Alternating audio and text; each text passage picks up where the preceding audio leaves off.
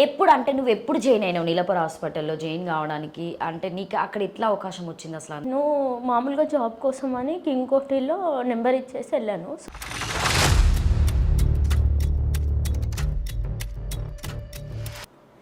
Correct 15 డేస్కు కామేశ్వరరావుకి నేను కనబడ్డా. మా నాన్న ఏజ్ ఉంటారు అక్క వాళ్ళు. కామేశ్వర్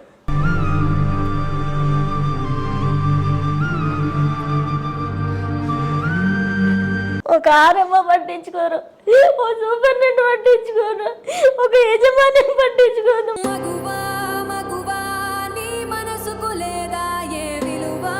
నువ్వు గట్టిగున్నావు, పొట్టిగున్నావు, లంబడోళ్ళు రొట్టెలు తిని గట్టిగా ఉంటుంది అనుకుంటా ఇట్లా పిసుక్కుంటూ కూడా మాట్లాడేది దక్క.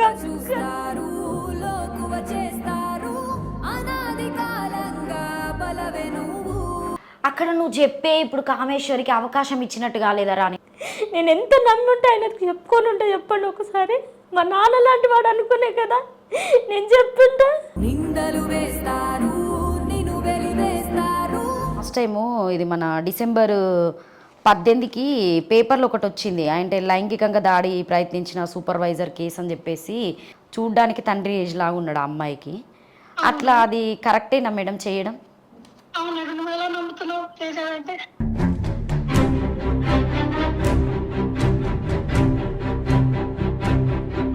ఇంకా తర్వాత జుట్టు బాగుంది, మచ్చ బాగుంది, ఫిక్స్ బాగు అట్లా ఇక మాటలలో వర్ణిస్తుండే నన్ను.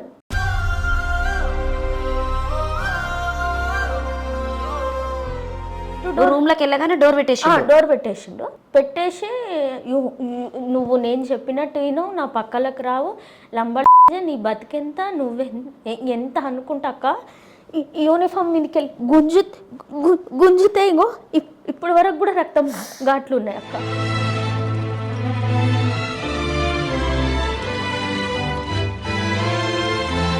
నేను మీ బిడ్డ లాంటి దాన్ని కదా అంటే, నీ అమ్మని నేను చూసుకున్నానా నాకు బిడ్డ కానికి? అట్లా అన్నాడా?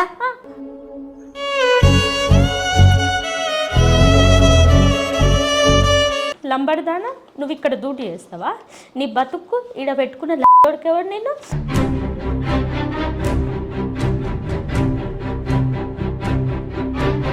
నేను సూసైడ్ అటెంప్ట్ చేసుకుంటుంటే వాళ్ళు నా బాధను చూసి మేమున్నాం ఇంతమంది. ఎక్కడ చేసుకున్నావు సూసైడ్ అటెంప్ట్? ట్యాంక్ బండ్ కడిగి పోయి దూకి చచ్చిపోదాం అనుకున్నాక ఆ రోజు.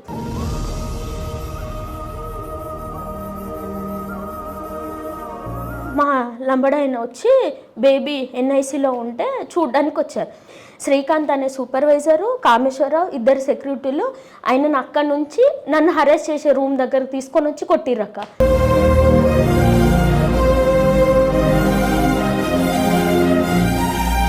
నాకు జాయినింగ్ లెటరు, టర్మనెంట్ లెటర్ ఒకటే డేట్ ప్రకారం ఇచ్చారు. నెల 15 రోజులు డ్యూటీ. అట్లా ఇస్తారు? రెండు ఒకసారి ఇస్తారా? ఇవ్వడానికి ఉండదు కదా ఎక్కడైనా కూడా. మరి వాళ్ళు ఇచ్చారు కదా అక్క, అంటే వాళ్ళు తప్పు చేసినట్టే కదా.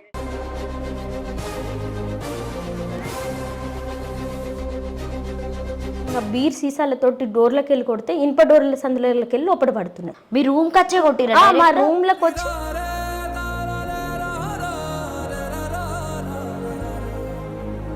అక్కడ ఏమన్నా ఈ కులం వాళ్ళే కూర్చోవాలి, ఈ కులం వాళ్ళే ఇట్లా అని చెప్పేసి అక్కడ ఉండదు కదా రాని. నువ్వు లంబడిదాన్ని నా ముందు కూర్చొని నువ్వు టీ తాగుతావా? నువ్వెంత, నీ బతికెంత? నా కాళ్ళ కింద చెప్పు, నువ్వు టీ తాగుతావా?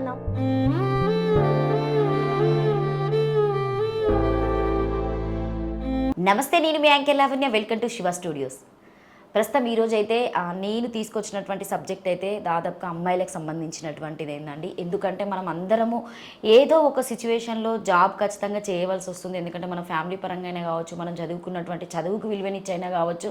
సో అందరూ లేడీస్ అన్నిటి దగ్గరికి వెళ్ళి పని చేయాలి, సో మాకంటూ ఒకటి ఉండాలి, మేము మా ఫ్యామిలీకి సపోర్ట్గా ఉండాలి, బ్యాక్ సపోర్ట్గా అని చెప్పేసి దాదాపుగా చాలామంది ఆడపిల్లలు 16, 18, 20 సంవత్సరాల నుండి జాబులు చేయడానికి ఇక్కడ హైదరాబాద్కి అయితే వలసలు రావడం జరుగుతుంది.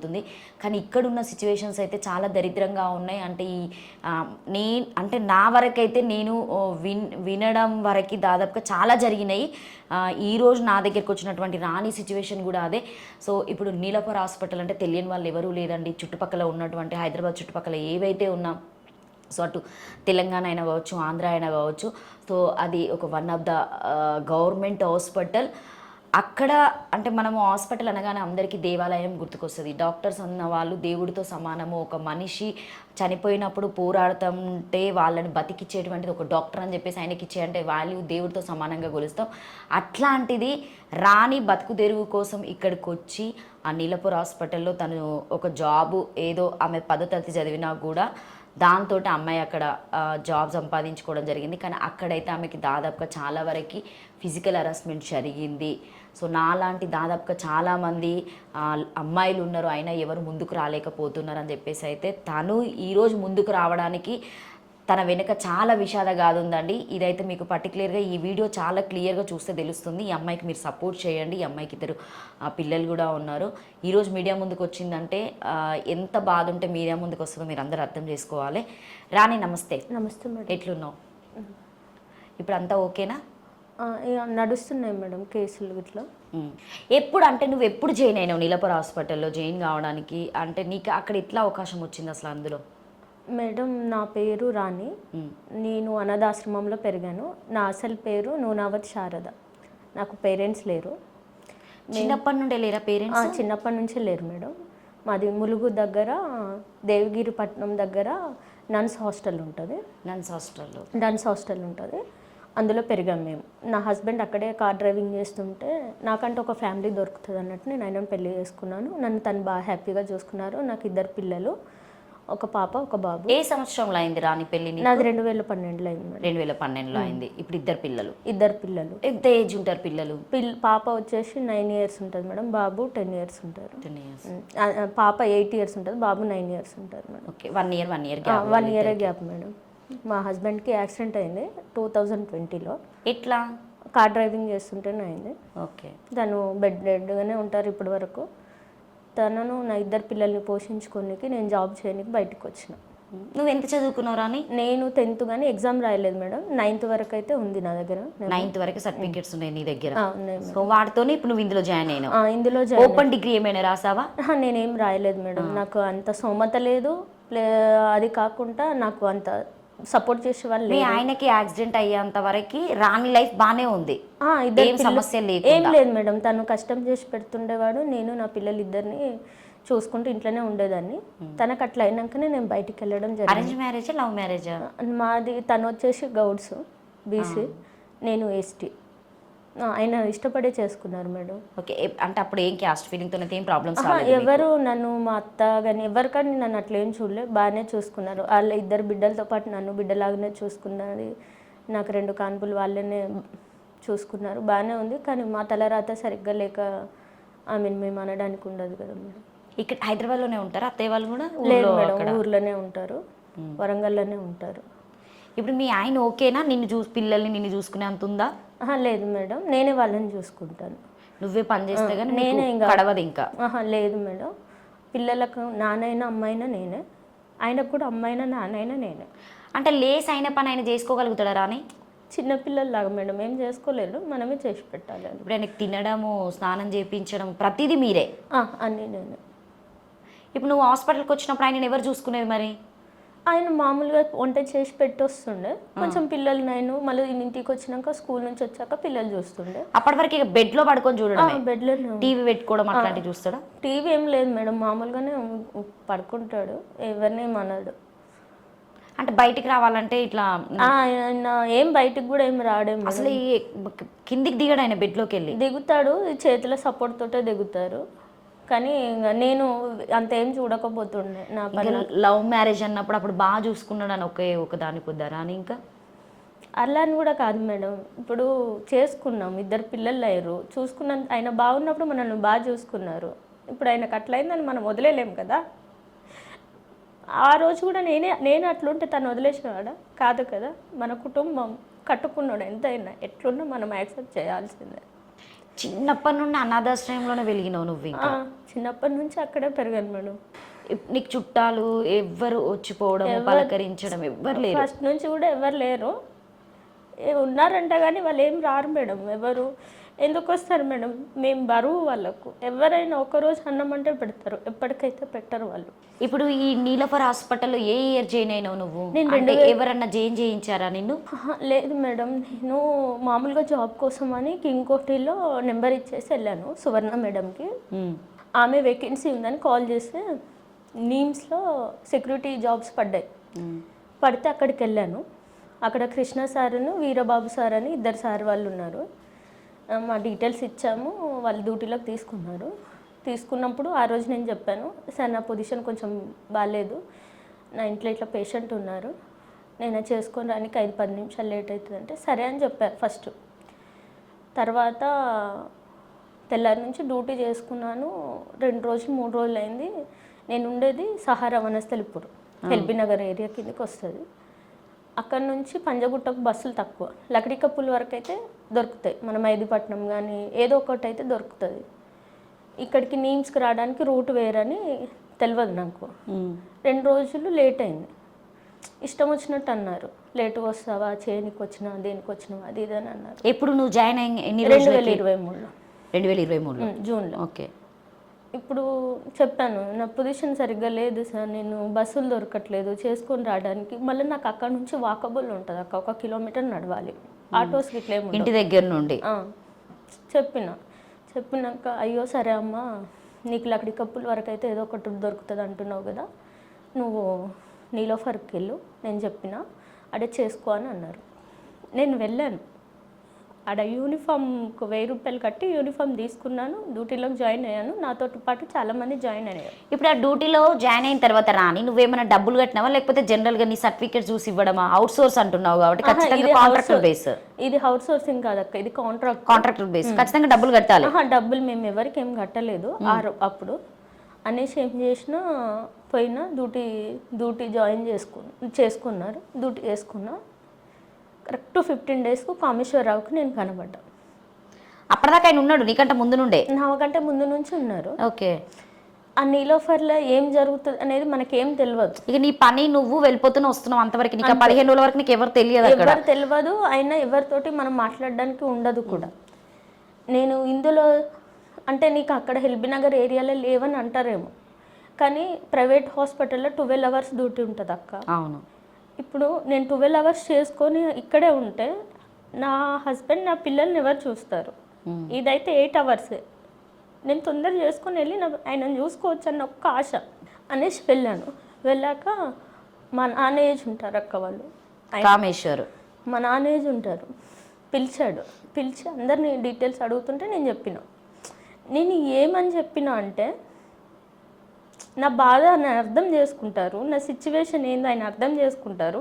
ఎప్పుడు చెప్పినావు అంటే ఇప్పుడు నువ్వు అలా జాయిన్ అయ్యేటప్పుడు నీకు సూపరింటెండెంట్ అని చెప్పేసి జనరల్గా ఇప్పుడు మేనేజర్ అయినా ఎవరైనా ఉన్నా కూడా, సూపరింటెండెంట్ అయినా మేనేజర్ అయినా కూడా, ఇగో ఈయన మీకు సంబంధించినటువంటి వ్యక్తి ఏదైనా సమస్య ఉన్నా ఈయనని మీరు కాంటాక్ట్ చేయండి, సో ఏదైనా ప్రాబ్లం ఉన్నా మీకు ఈయన చెప్తాడని చెప్పేసి మీరు జాయిన్ అయినప్పుడు చెప్పారా మీకేమన్నా?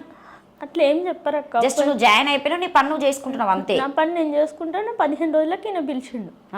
పిలిస్తే నేను ఇక చెప్పాలి కదా, ఆయన ఒక ఇన్ఛార్జ్ అన్నప్పుడు మనకేం జరుగుతుంది అనేది చెప్పాలి. ఇంకొకటి 5-10 నిమిషాలు లేట్ అయినా అర్థం చేసుకుంటారు అన్నట్టు నేను ఓకే నువ్వు లేట్ వస్తున్నావని కామేశ్వరికి నా ప్రాబ్లం ఇదని నువ్వు షేర్ చేసినావు అంతే, అర్థం చేసుకుంటాడని. అర్థం చేసుకుంటా ఫస్ట్ డేనే చెప్పినావు. 15 డేస్ తర్వాత 15 డేస్ తర్వాత ఆయన నువ్వు చూసినావు, కానీ నువ్వు కలవడం అయితే ఫస్ట్ డేనే కదా, అదే రోజు. మేమిద్దరం అంటే అప్పటి నుంచి ఆయన నన్ను చూస్తున్నాడు, కానీ నాకు ఈయన అని తెలియదు, సార్ ఈయన ఇన్ఛార్జ్ అని తెలియదు. ఆయన పిలిచినప్పుడు ఈయన మనకు పెద్ద సార్ అని తోటోళ్ళు చెప్తుంటే మనకు అర్థమైతే నేను అర్థం చేసుకుంటారని చెప్పిన. ఏదో నన్ను ఈయన ఎంకరేజ్ అట్లని కాదు, సార్ నా పొజిషన్ ఇది, నేను ఇట్లా లవ్ మ్యారేజ్ చేసుకున్నాం, అదే మేము లంబాడీస్, వాళ్ళు వచ్చేసి గౌడ్స్, తనకి యాక్సిడెంట్ అయింది, నా 2 పిల్లల్ని తనని నేనే చూసుకోవాలి, డే బై డే ఓటీస్ ఇస్తారు అక్క, అవి చేసుకుంటే నాకు 15,000 అట్లా వస్తే నేను ఎవరిని చేజాచకుండా అయితే బతకగలుగుతా అన్నట్టు చెప్పినాక ఇంకా మొత్తం తెలుసుకున్నాడు. అంటే ఎవరు లేరు దీనికి అక్కడ నువ్వు చెప్పే ఇప్పుడు కామేశ్వరికి అవకాశం ఇచ్చినట్టు కాలేదరా అని నేను అంటున్నాను కాదు, కానీ అంటే నువ్వు నమ్మినవు ఆయనను, కానీ దాన్ని ఆయన నీకు అవకాశవాదిగా తీసేసుకున్నాడు. ఇప్పుడు నమ్మినం అంటే అది మనకు కుటుంబం లాంటిదే కదా అక్క. ఇప్పుడు హాస్పిటల్ మనం పనిచేసే దగ్గర మన కుటుంబమే అది కూడా. ఇప్పుడు మనం ఇంట్లో తక్కువ ఉన్న పనిచేసే దగ్గర ఎక్కువ ఉంటారు, మనకు ఎక్కువ మంది తెలుస్తారు. ఇప్పుడు నేను పిలవడం కూడా నాకు ఫ్యామిలీ లేదని నా తోటోళ్ళకి ఎవ్వరికి తెలియదు. నేను అనాథ పనిచేసేటోళ్ళకి ఎవ్వరికి నేను అనాథ అని తెలియదు అక్క. ఇప్పుడు తెలుసు నేను అనాథ అని. ఎవరితోటి కూడా నేను షేర్ చేసుకోలేదు. నా ప్రాబ్లం ఇది ఉంది, నా హస్బెండ్ ఇట్లున్నారని కూడా ఏ రోజు కూడా చెప్పుకోలేదు అక్క నేను. కానీ ఆయన కుక్కనికే చెప్పుకున్నా. నేను ఎంత నమ్ముంటే ఆయనకు చెప్పుకొని ఉంటే చెప్పండి ఒకసారి. మా నాన్న లాంటి వాడు అనుకునే కదా నేను చెప్పుంటా. ఏడవకు రాని.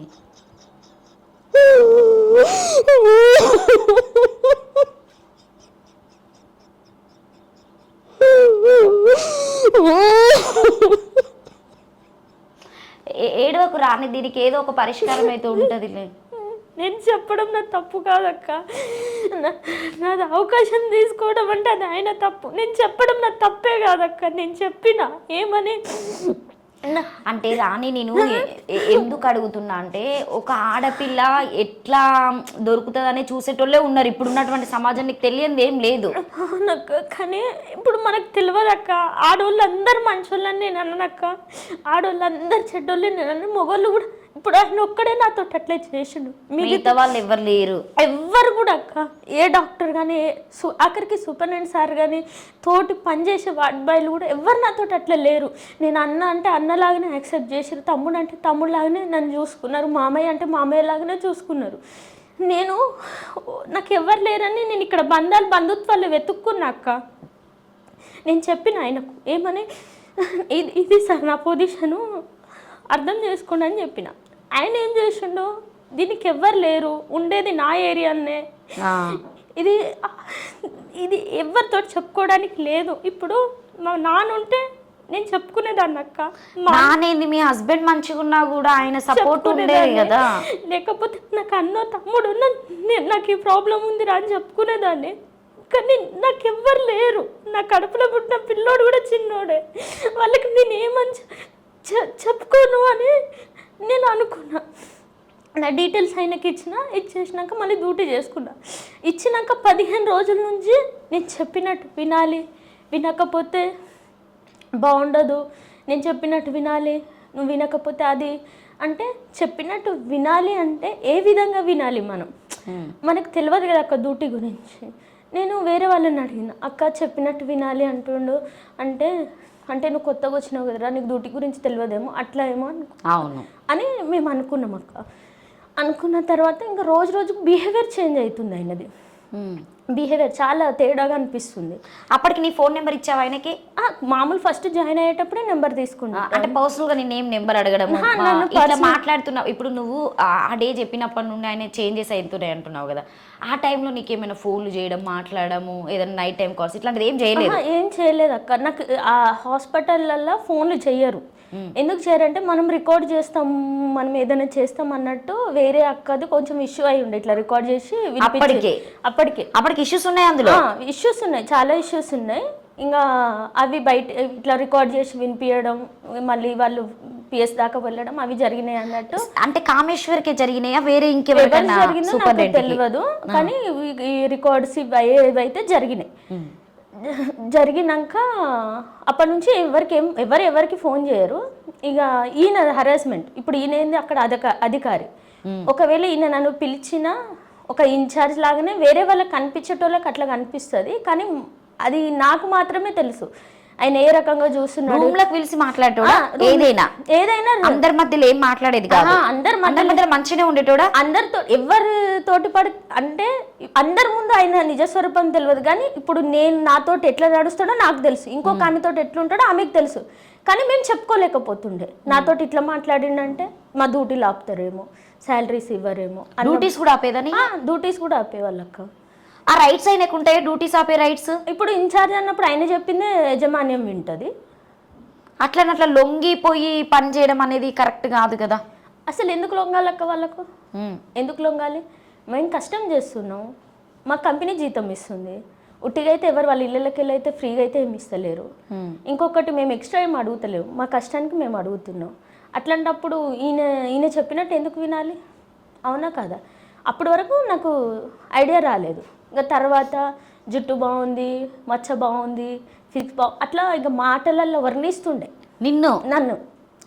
ఏదో మాటలు తేడా ఉన్నాయి. నాకు ఎక్కడనో అనిపించింది అక్క, చాలా ఏంది చూస్తే మా నానేజ్ ఉన్నారు, ఈ మాటలు ఏంది ఇట్లున్నాయి, ఇట్లా అంటున్నాడు అనేసి. ఇట్లా ఎన్ని డేస్కి మాట్లాడిండు?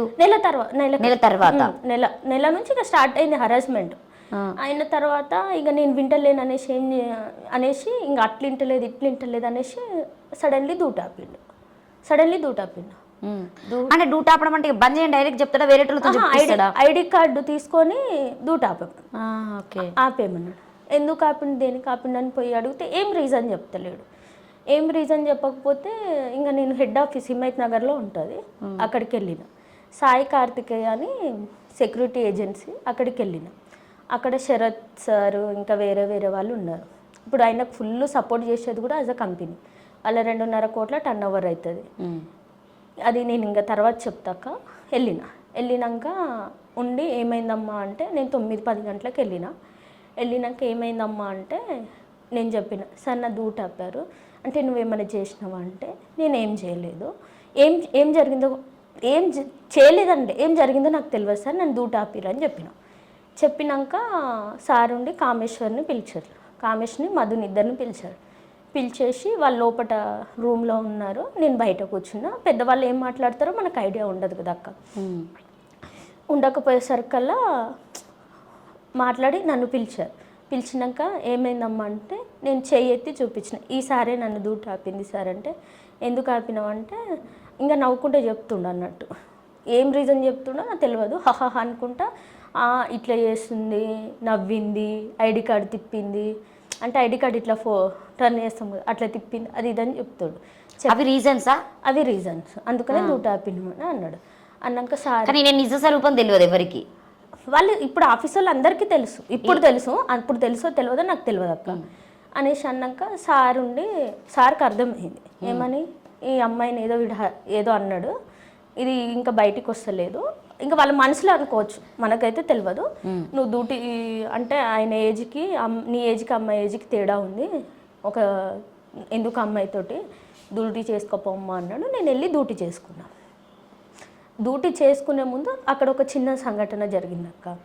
వాళ్ళు సోఫాస్ ఉంటాయి ఆఫీస్లో, ఇప్పుడు నేను లంబడదాన్ని దీని మీద కూర్చోవడం నా తప్పే, ఎందుకంటే నాకు అర్హత లేదు ఇక్కడ కూర్చునేది. అట్లా ఎందుకు అనుకుంటావురా అని అంటే మేము కులం తక్కువలం కదా అక్క, కూర్చోవద్దు అనేసి సార్ వాళ్ళు కూర్చో టీ తాగమ్మా అంటే, ఒక కంపెనీకి అడిగి పోయినప్పుడు కింద కూర్చొని అయితే తాగలేవు, చైర్స్ ఉంటాయి కామన్గా ఎవరైనా కూర్చుంటారు, అక్కడ ఏమన్నా ఈ కులం వాళ్ళే కూర్చోవాలి ఈ కులం వాళ్ళే ఇట్లా అని చెప్పేసి అక్కడ ఉండదు కదా రాని. అక్కడ సోఫా లాంటిదే, సోఫానే అక్క, అది సోఫానే ఉంది.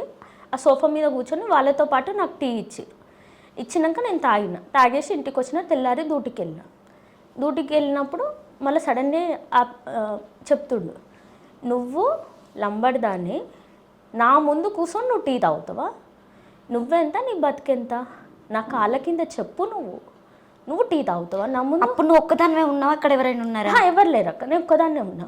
ఈ సంభాషణ అంతా ఇప్పుడు నేను నీ దగ్గరకు వచ్చి మాట్లాడుకుంటున్నాం కాబట్టి మనకు తెలుసు, బయట ప్రపంచానికి ఎవరికి తెలుస్తుంది అక్క, ఎవరి పనులు. ఇప్పుడు నీ ఆఫీస్లోనే ఎంతోమంది బిజీగా ఉన్నారు, ఇప్పుడు మనం మాట్లాడుకునేది అయితే వినరు కదా మా ఇద్దరు. అంటే నాకు అప్పటి వరకు మాకు స్కూల్లో చెప్తారు కదా అక్క, మన కులాలతో అంటే మాకు క్యాస్ట్ ఫీలింగే ఉండదు అక్క, మేము నాన్స్ హాస్టల్లో. అసలు ఇప్పుడు ఎవరికి ఉంది కనుక క్యాస్ట్ ఫీలింగ్? ఇవి ఇప్పుడు బయట ఉన్నాయి అక్క, కానీ మాకు హాస్టల్లో మేము అందరం కలిసి చెప్పారు కదా, మాకు అసలు కులంతో సంబంధమే లేదక్క, అక్క చెల్లె అట్లనే మాట్లాడుకున్నాం, మేము అట్లనే పెరిగి. అంటే మేము లంబడోళ్ళం వీళ్ళ ముందు కూర్చోవద్దా అంటే, మేము కులం తక్కువ మేము. సరే సార్ మేము కులం తక్కువ అంటే నాకు తెలియదు కదా సార్, కూర్చొని తాగాలన్నా వద్దో నాకు తెలిస్తే నేనేం కూర్చోకపోతుంటాను సార్ దండం సార్, నేను కాలు మొక్కుతా సార్, నేను ఇంకొకసారి చేయను సార్ అని నేను అన్నాక కాళ్ళు కూడా మొక్కిన, నేను ఇంకోసారి తాగను అనేసి. నువ్వు లంబడదానివి నా ముందు కూర్చొని తాగుతావా, నువ్వు లంబడదానివి, నువ్వు నా ముందు కూర్చొని తాగుతావు, నువ్వెంత నీ బతుకెంత, నా కాళ్ళ చెప్పంత విలువ కాదంటే నీకెంత బాధ అనిపిస్తుంది అక్క చెప్పు. అసలు అట్లా అనడము అది కరెక్ట్ కాదు కదా, అది మనుషులను ఇంత కించపరిచినట్టు. అవునా కదా, ఇప్పుడు నువ్వు అంత ఉన్నోనివి చెంప మీద కొట్టు ఏమనిపించదు, తప్పు చేస్తే చెంప మీద కొట్టు ఏమనిపించదు, కానీ నువ్వు చెంప మీద కొడతలేవు, మా శరీరం మీద కొడుతున్నావు. నీ ఏజ్కి నీకు నేను బిడ్డ లాంటి దాన్ని, నేను మీ బిడ్డ లాంటి దాన్ని కదా అంటే నీ అమ్మని నేను చూసుకున్నానా నాకు బిడ్డ కానికి అట్లా అన్నాడా? ఇవన్నీ అక్క ఒక్కటి కాదక్క. అంటే లవర్ బాయ్ అనుకుంటాండి అందరికి. ఆయన ఆయన ఆయన ఎట్లా ఉంటుంది అంటే అక్క, ఆయన స్వభావం చూడడానికి అబ్బాయి ఇంత మంచోడా అనిపిస్తుంది. ఆయన వెనకాల మొత్తం విషయమే అక్క. మీరు నాకు పంపించిన ఫోటోలో ఉన్న వ్యక్తి తనే కదా అప్పుడు పేపర్కి వచ్చింది. ఈ పేపర్కి ఎట్లా రావడం జరిగింది అని నేను చెప్తా అక్క. ఇప్పుడు మొత్తం తెలవాలి కదా అందరికైనా అనేసి కులం తక్కువ దాన్ని నా ముందు కూర్చొని తాగుతావా అని అన్నాడు. అయితే ఉండి నేను అన్నాక నాకు సరే నేను కులం తక్కువ దాన్ని నాకు తెలియదు, సారీ సార్ నీ కాలు ముక్తే నాకైతే డ్యూటీ ఇవ్వండి అంటే ఇచ్చిండు. ఇచ్చినాక అంటే అక్క అది ఇక మనం చెప్పలేని బాధ అక్క, చెప్పలేండి. ఇక ఆ రోజు నుంచి ఇంకెక్కువ హరాస్మెంట్ అయింది నాకు. నువ్వు ఆయన నీ అంటే ఆయన ఉద్దేశంలో రాని ఎక్కడికి వెళ్ళి ఇక పని చేసుకోదు, ఇక్కడైతేనే చేయగలుగుతుంది కాబట్టి ఇంత బతిల్లాడుతుందని చెప్పేసి దాన్ని ఆయన లీనియన్స్గా తీసుకున్నాడు కావచ్చు. అది ఆయన ఎట్లా తీసుకున్నాడో నాకైతే తెలియదు అక్క. అది ఆయన ఎట్లా తీసుకుని ఇప్పుడు ఇప్పుడు మీ గురించి అయితే నేను చదవలేను కదా అక్క, నా గురించి అయితే నాకు తెలుసు కాబట్టి నేను చెప్పగలను. అంటే ఇప్పుడు నువ్వు నీ బాధ చెప్పుకోవడం వల్లనే ఈ అమ్మాయికి ఎవరు లేరు, ఖచ్చితంగా ఇంకా ఇక్కడే పడి ఉంటుంది, ఎక్కడికైతే వెళ్ళలేదు, వేరే చేయలేదు. ఇప్పుడు నువ్వు వేరే దగ్గరికి వెళ్ళినా 24 hours జాబ్ చేయాలి కాబట్టి నీకు అది ఫ్యామిలీ పరంగా నీకు ప్రాబ్లమ్. సో అది కూడా షేర్ చేసుకున్నావు కాబట్టి అంతగానం ఫస్ట్ టైమే నీకు అంత అట్లా బతిలాడుకోవాల్సిన అవసరం వచ్చింది కాబట్టి ఆయన ఇక నిన్ను ఇక ఓకే ఈమె ఇక్కడ నుండి ఇక వాడుకోవాలన్నట్టుగా టార్గెట్ చేసిన టార్గెట్ చేసినారక్క. చేసినాక ఆ రోజు తెల్లారి నుంచి మస్తు హరాస్మెంట్ అయింది. హరాస్మెంట్ అంటే ఎట్లా అంటే డైరెక్ట్ అడిగేటోడా? డైరెక్ట్ అడిగేటోడక్క. నువ్వు నేను చెప్పినట్టు వినాలి, నా గెస్ట్ హౌస్కి రావాలి, రెడీ అయ్యి ఈ ఖైతాబాద్ మెట్రో స్టేషన్ దగ్గర కార్ వస్తుంది ఎక్కాలి, అట్లయితేనే నీకు డ్యూటీ ఉంటుంది లేకపోతే లేదు అనేవాడు అక్క. డైరెక్ట్ నాతో అన్నాడు. ఇప్పుడు నువ్వు నేను మాట్లాడేదానికి నువ్వు నేనే సాక్ష్యం ఉంటా. ఈ మాట ఆయన అనలేదనండి.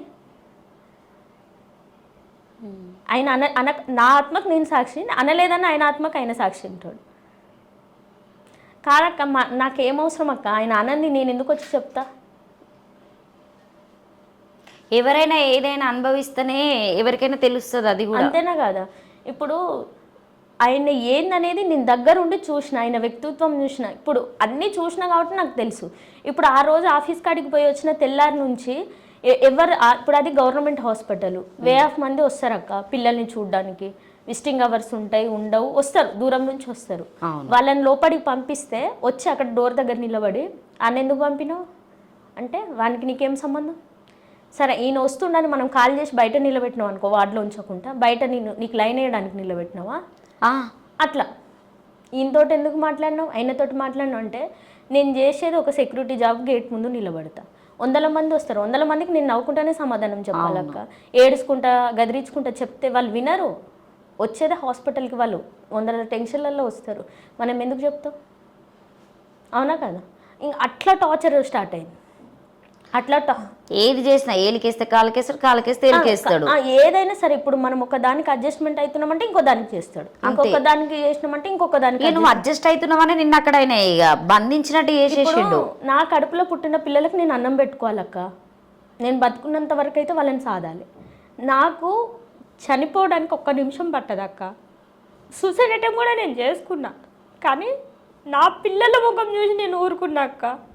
ఇది మాత్రం వాస్తవం. ఎందుకంటే నా పిల్లలకి ఎవ్వరు లేరక్క, నేను తప్ప. అమ్మాయినా నేనే, నాన్నైనా నేనే, వాళ్ళకి అన్నీ నేనే, వాళ్ళకి బయట కూడా తెలియదు. నేను చెప్పితే నా పిల్లలు అనాథలు అవుతారక్క. ఏం తప్పు చేసినామక్క నేను?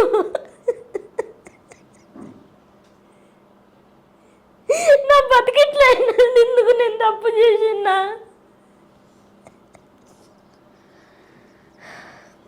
ఏడవకు, ఎన్ని రకాలుగా అక్క. మళ్ళీ అప్పుడు కూడా దూటి ఆపిండక్క. ఫస్ట్ దూటి ఆపినాక మళ్ళీ దూటి ఆపిండు, మళ్ళీ దూటి ఆపి 10 రోజులు ఏమో దూటి ఆపిండు. దూటి ఆపినాక వెళ్తలేదక్క, జీతం వాళ్ళ దగ్గరనే ఉంది, పిల్లలకు అన్నం పెడదామంటలేదు. మళ్ళీ సెకండ్ ఆప్షన్లే మళ్ళీ వెళ్ళి అడిగిన, సార్ నా దూటి సార్ అంటే, నీకు దూట ఎందుకు, నీకు పొగరు మాటలు బాగా వస్తాయి, నీకు బల్పు మాటలు బాగా వస్తాయి అన్నాడు. అంటే ఇట్లా కాదు అట్లా కాదు అనేసి మళ్ళీ హిమయత్ నగర్ వెళ్ళిన. మా హెడ్ ఆఫీస్కి. మళ్ళీ వెళ్ళినావు సెకండ్ టైం నువ్వు వెళ్ళడం? సెకండ్ టైం వెళ్ళిన శరత్ సార్ దగ్గరికి. శరత్ దగ్గరికి వెళ్ళినాక లెటర్ రాసి ఇచ్చారు. ఏదో వాళ్ళు ఏం రాస్తారో మనకు తెలియదు అక్క, నాకు అంత పెద్దగా తెలియదు. సరే నా తప్పు లేకపోయినా వాళ్ళు తప్పు అని రాసిన ఉప్పైనా రాసిన నాకు డ్యూటీ కావాలి కాబట్టి నేను యాక్సెప్ట్ చేసిన. రాసిండు, నీకు డ్యూటీ ఇస్తారు పో అమ్మ అన్నాడు. అన్నాక పోయినాక డ్యూటీ ఇవ్వలేదు. ఇవ్వకుంటే నేను ఏడ్చుకుంటూ నీలోఫర్ గేట్ దగ్గర నిలబడితే మా ఊరు అన్న ఏవి తీయనికి వచ్చింది అక్క. ఏడా నీలోఫర్ కాడికి ఏవి తీయనికి వచ్చిండు. ఫోటోషూట్ సూపరింటెండెంట్ మేడం త్రో వచ్చిండు. వస్తే ఒక ఊరిలో ఎవరమైనా పలకరించుకుంటాం. మళ్ళీ నా పరిస్థితి వాళ్ళకి తెలుసు, ఊళ్ళో ఉన్న వాళ్ళందరికీ తెలుసు.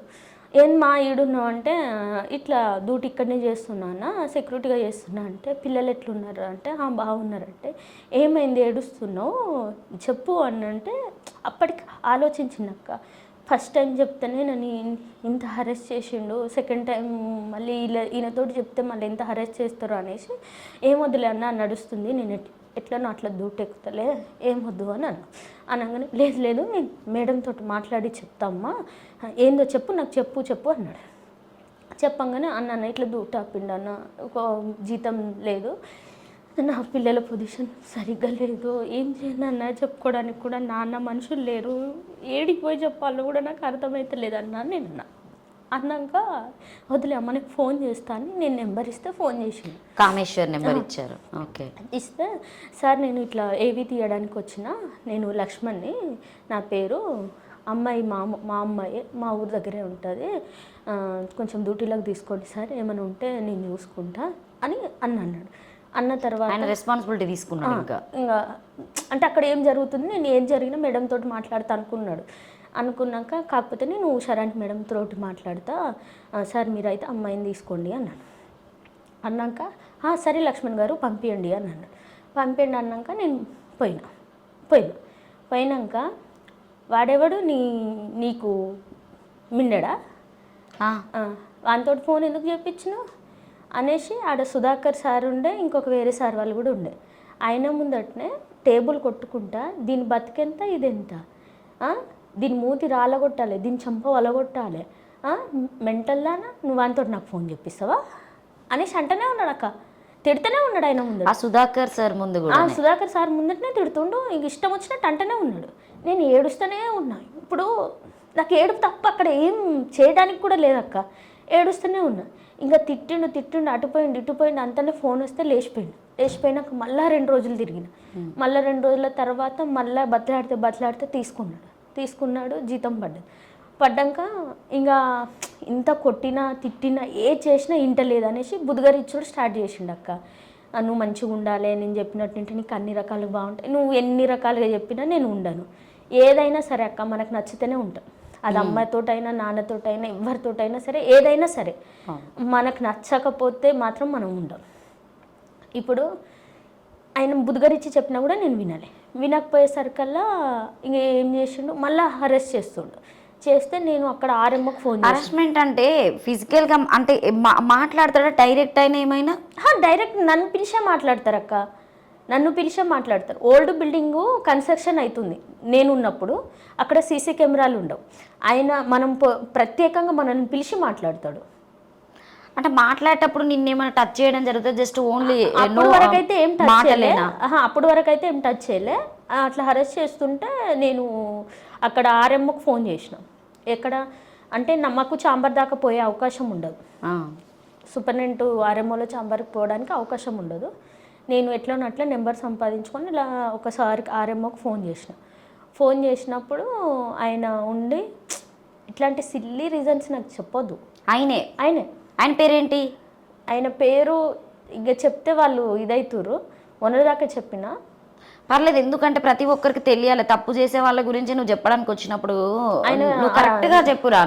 కరెక్టే చెప్తున్నాక ఆయన పేరు నేను మొన్న కూడా మెన్షన్ చేసే చెప్పిన, ఆర్ఎంఓ లాలు ప్రసాద్.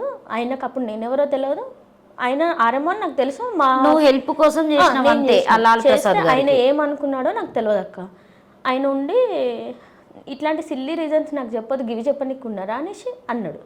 అనగానే నీకు ఎంత బాధ అనిపిస్తుంది అక్క. మనకు ఒక్కరికి చెప్పుకోవడానికి వచ్చినప్పుడు మన బాధ అంటే వీళ్ళకి ఇంత ఇదా. సరే నువ్వు మాకు ఇన్ఛార్జ్గా ఉన్నావు, అప్పుడు మా డిపార్ట్మెంట్కి ఇన్ఛార్జ్గా ఉన్నప్పుడు ఒక అమ్మాయి మాకు ఫోన్ చేసింది. అంత చదువుకున్నారు మీరు, మీకు ఎంత జ్ఞానం ఉంటేనో మీరు ఆ పొజిషన్కి వెళ్ళి ఉంటారు, ఎంత కష్టపడుతుంటేనో వెళ్ళి ఉంటారు. ఏమంటారు, మీ కష్టానికి ఆ ఫలితం, మా కష్టానికి ఈ ఫలితం. అసలు ఈ అమ్మాయి ఎందుకు చేసింది, ఏ రకంగా నాకు చేసింది అనేసి నన్ను పిలవడమో లేకపోతే ఆయనను పిలవడమో లేకపోతే ఏదో ఒకటి ముఖం అద్దం ఒక దగ్గర పెట్టి మాట్లాడితే బాగుండక్క. కానీ ఏం జరగలేదు, అసలు ఏం జరగలేదు, పిలవలేదు. అసలు ఎందుకు ఇది, ఈ మాట ఎందుకు అనేది కూడా వాళ్ళు ఆలోచించలేదు.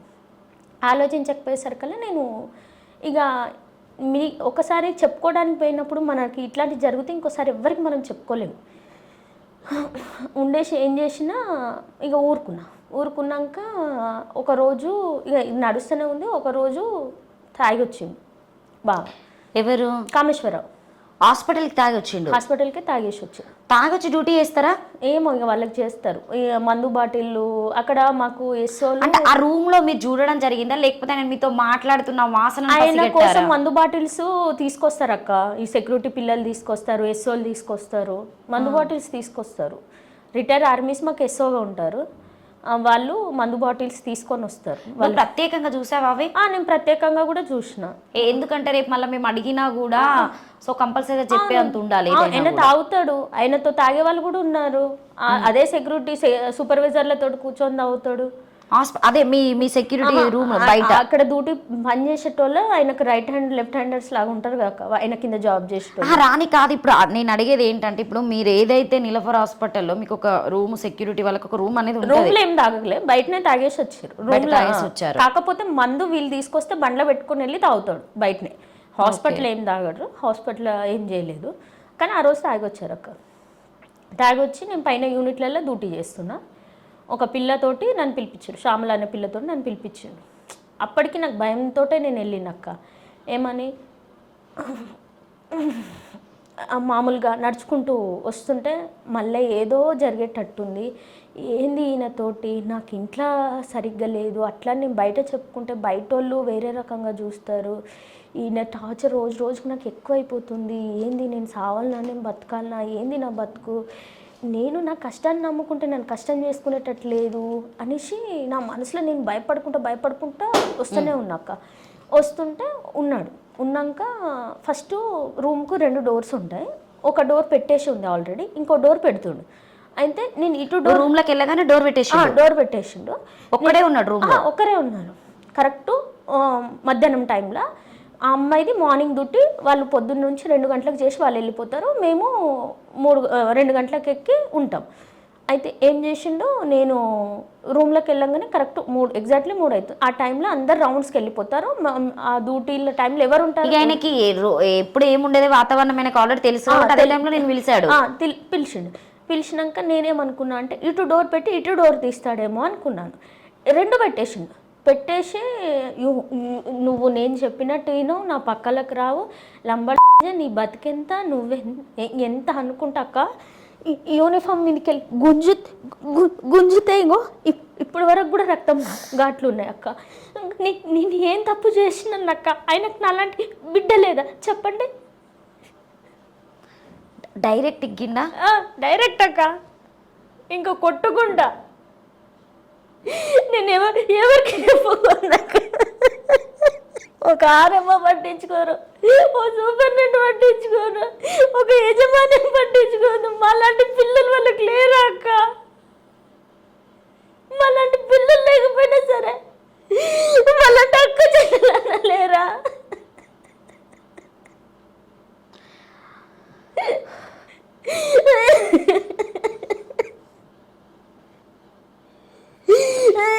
ఫోటో ఏమైనా ఉందా రాని నీ మొబైల్? ఉంది. నేను ఆయన నెట్టేసి డోర్ తీసుకొని పారిపోయినాక, నేను డోర్ తీసుకొని ఎవరు లేరా రాని? ఎవరు లేరక్క. పారిపోయినా బ్యాగ్ వేసుకొని నాంపల్లి పిఎస్కి పోయినా డైరెక్ట్ అక్కడ నుండి పోయినాక అక్కడ పోలీసు వాళ్ళు ఉన్నారక్క. ఆయన పేరు నాగేశ్వర సార్ అంటారు, కానిస్టేబుల్, పెట్రోలింగ్ చేస్తారు. నేను గజ వణుకుతుంటే పోయి కేసు పెడితే ఏదో అయ్యేటట్టుంది, గాయాలు ఉన్నాయి అనేసి ఏం చేసిండు, 2 మనుషులను పంపించి నన్ను రిటర్న్ తీసుకొని వచ్చేసారు. ఎవరు నీ దగ్గర పంపించిన వ్యక్తులు ఎవరు? మీ దగ్గర పనిచేసేటోళ్ళేనా? మా దగ్గర పనిచేసే సెక్యూరిటీ వాళ్ళని పంపించి తీసుకొని వచ్చినాక నీకు జీతం కావాలన్నా వద్దా, నువ్వు ఎందుకు రోడ్ ఎక్కుతున్నావు దా అని పిలిచి నన్ను బయట నిలబెట్టి నాకు ఈ జీతం వద్దు, వాటితో నేను ఈ దెబ్బలు తిన్నాను, నేను పోను మన దగ్గరికి, నేను సావు నన్ను చూస్తే కానీ నన్ను పక్కలకు పోయి మాత్రం పండాను, నాకు లేకుండా ఏం కాదనేసి ఆ నుంచి వదిలేసి వచ్చేసిండు అక్క. నేను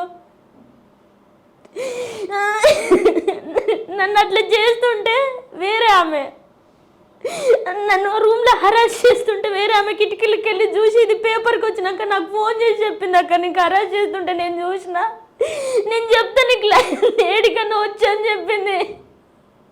అమ్మాయ వాళ్ళ అరచకాలు ఎంతమందికి తెలుసు అక్క, ఎవరు రారక్క. నేను ఇంటికి వెళ్ళినాక ఇంటికి వెళ్ళి నేను ఏడుస్తూనే ఉన్నాను. మా ఆయన పిల్లలు అడిగారు ఏమైందంటే కింద పడ్డా వచ్చేటప్పుడు అని కవర్ చేసుకుని ఇంకా నేను ఫోను అనుకొని నా మనసుకు అనుకొని 2 నెలలు ఇళ్ళ పని చేసుకున్నా. నేను ఇళ్ళ పని వెళ్ళినాక పాపకు గొంతుల గడ్డలైనాయి. వాటి కోసం ఏడికిపోయినా 2,50,000 అట్లా అడుగుతున్నారు. నాకు అడంత లేదు. కోట ఇంటికి పోతే వాళ్ళు ఉండి పాపకు బ్రెయిన్కి ఆక్సిజన్ అందుతలేదు, గడ్డలు కూడా చాలా పెద్దగా ఉన్నాయి, అవి క్యాన్సర్ కావచ్చు, నువ్వు ఇమీడియట్లీ గాంధీకి రాస్తున్నావు, గాంధీకి తీసుకెళ్ళు అని చెప్పారు. గాంధీకి వెళ్ళినాక అక్కడ ఏంటి డిపార్ట్మెంట్ కేసు తీసుకొని ఆపరేషన్ చేశారు. చేసినాక నేను అక్కడ మేడాన్ని అడిగిన, మేడం నాకు డ్యూటీ కావాలి మేడం, నేను నా పిల్లల్ని చదువుకుంటా అంటే పాపం మంచిదక్క మేడం, విజయ మేడం అని అర్థం చేసుకొని నాకు డ్యూటీ ఇచ్చింది. కూసుందో నిలబడ్డది ఆ తల్లి, కానీ నాకు అన్నం పెట్టింది అక్క. నేను కష్టాలలో ఉన్నప్పుడు పెట్టింది, డ్యూటీ చేసుకున్నాక వాళ్ళ కాంట్రాక్ట్ ఇప్పుడు చేంజ్ అవుతుంది. చేంజ్ అవుతుంటే ఉండి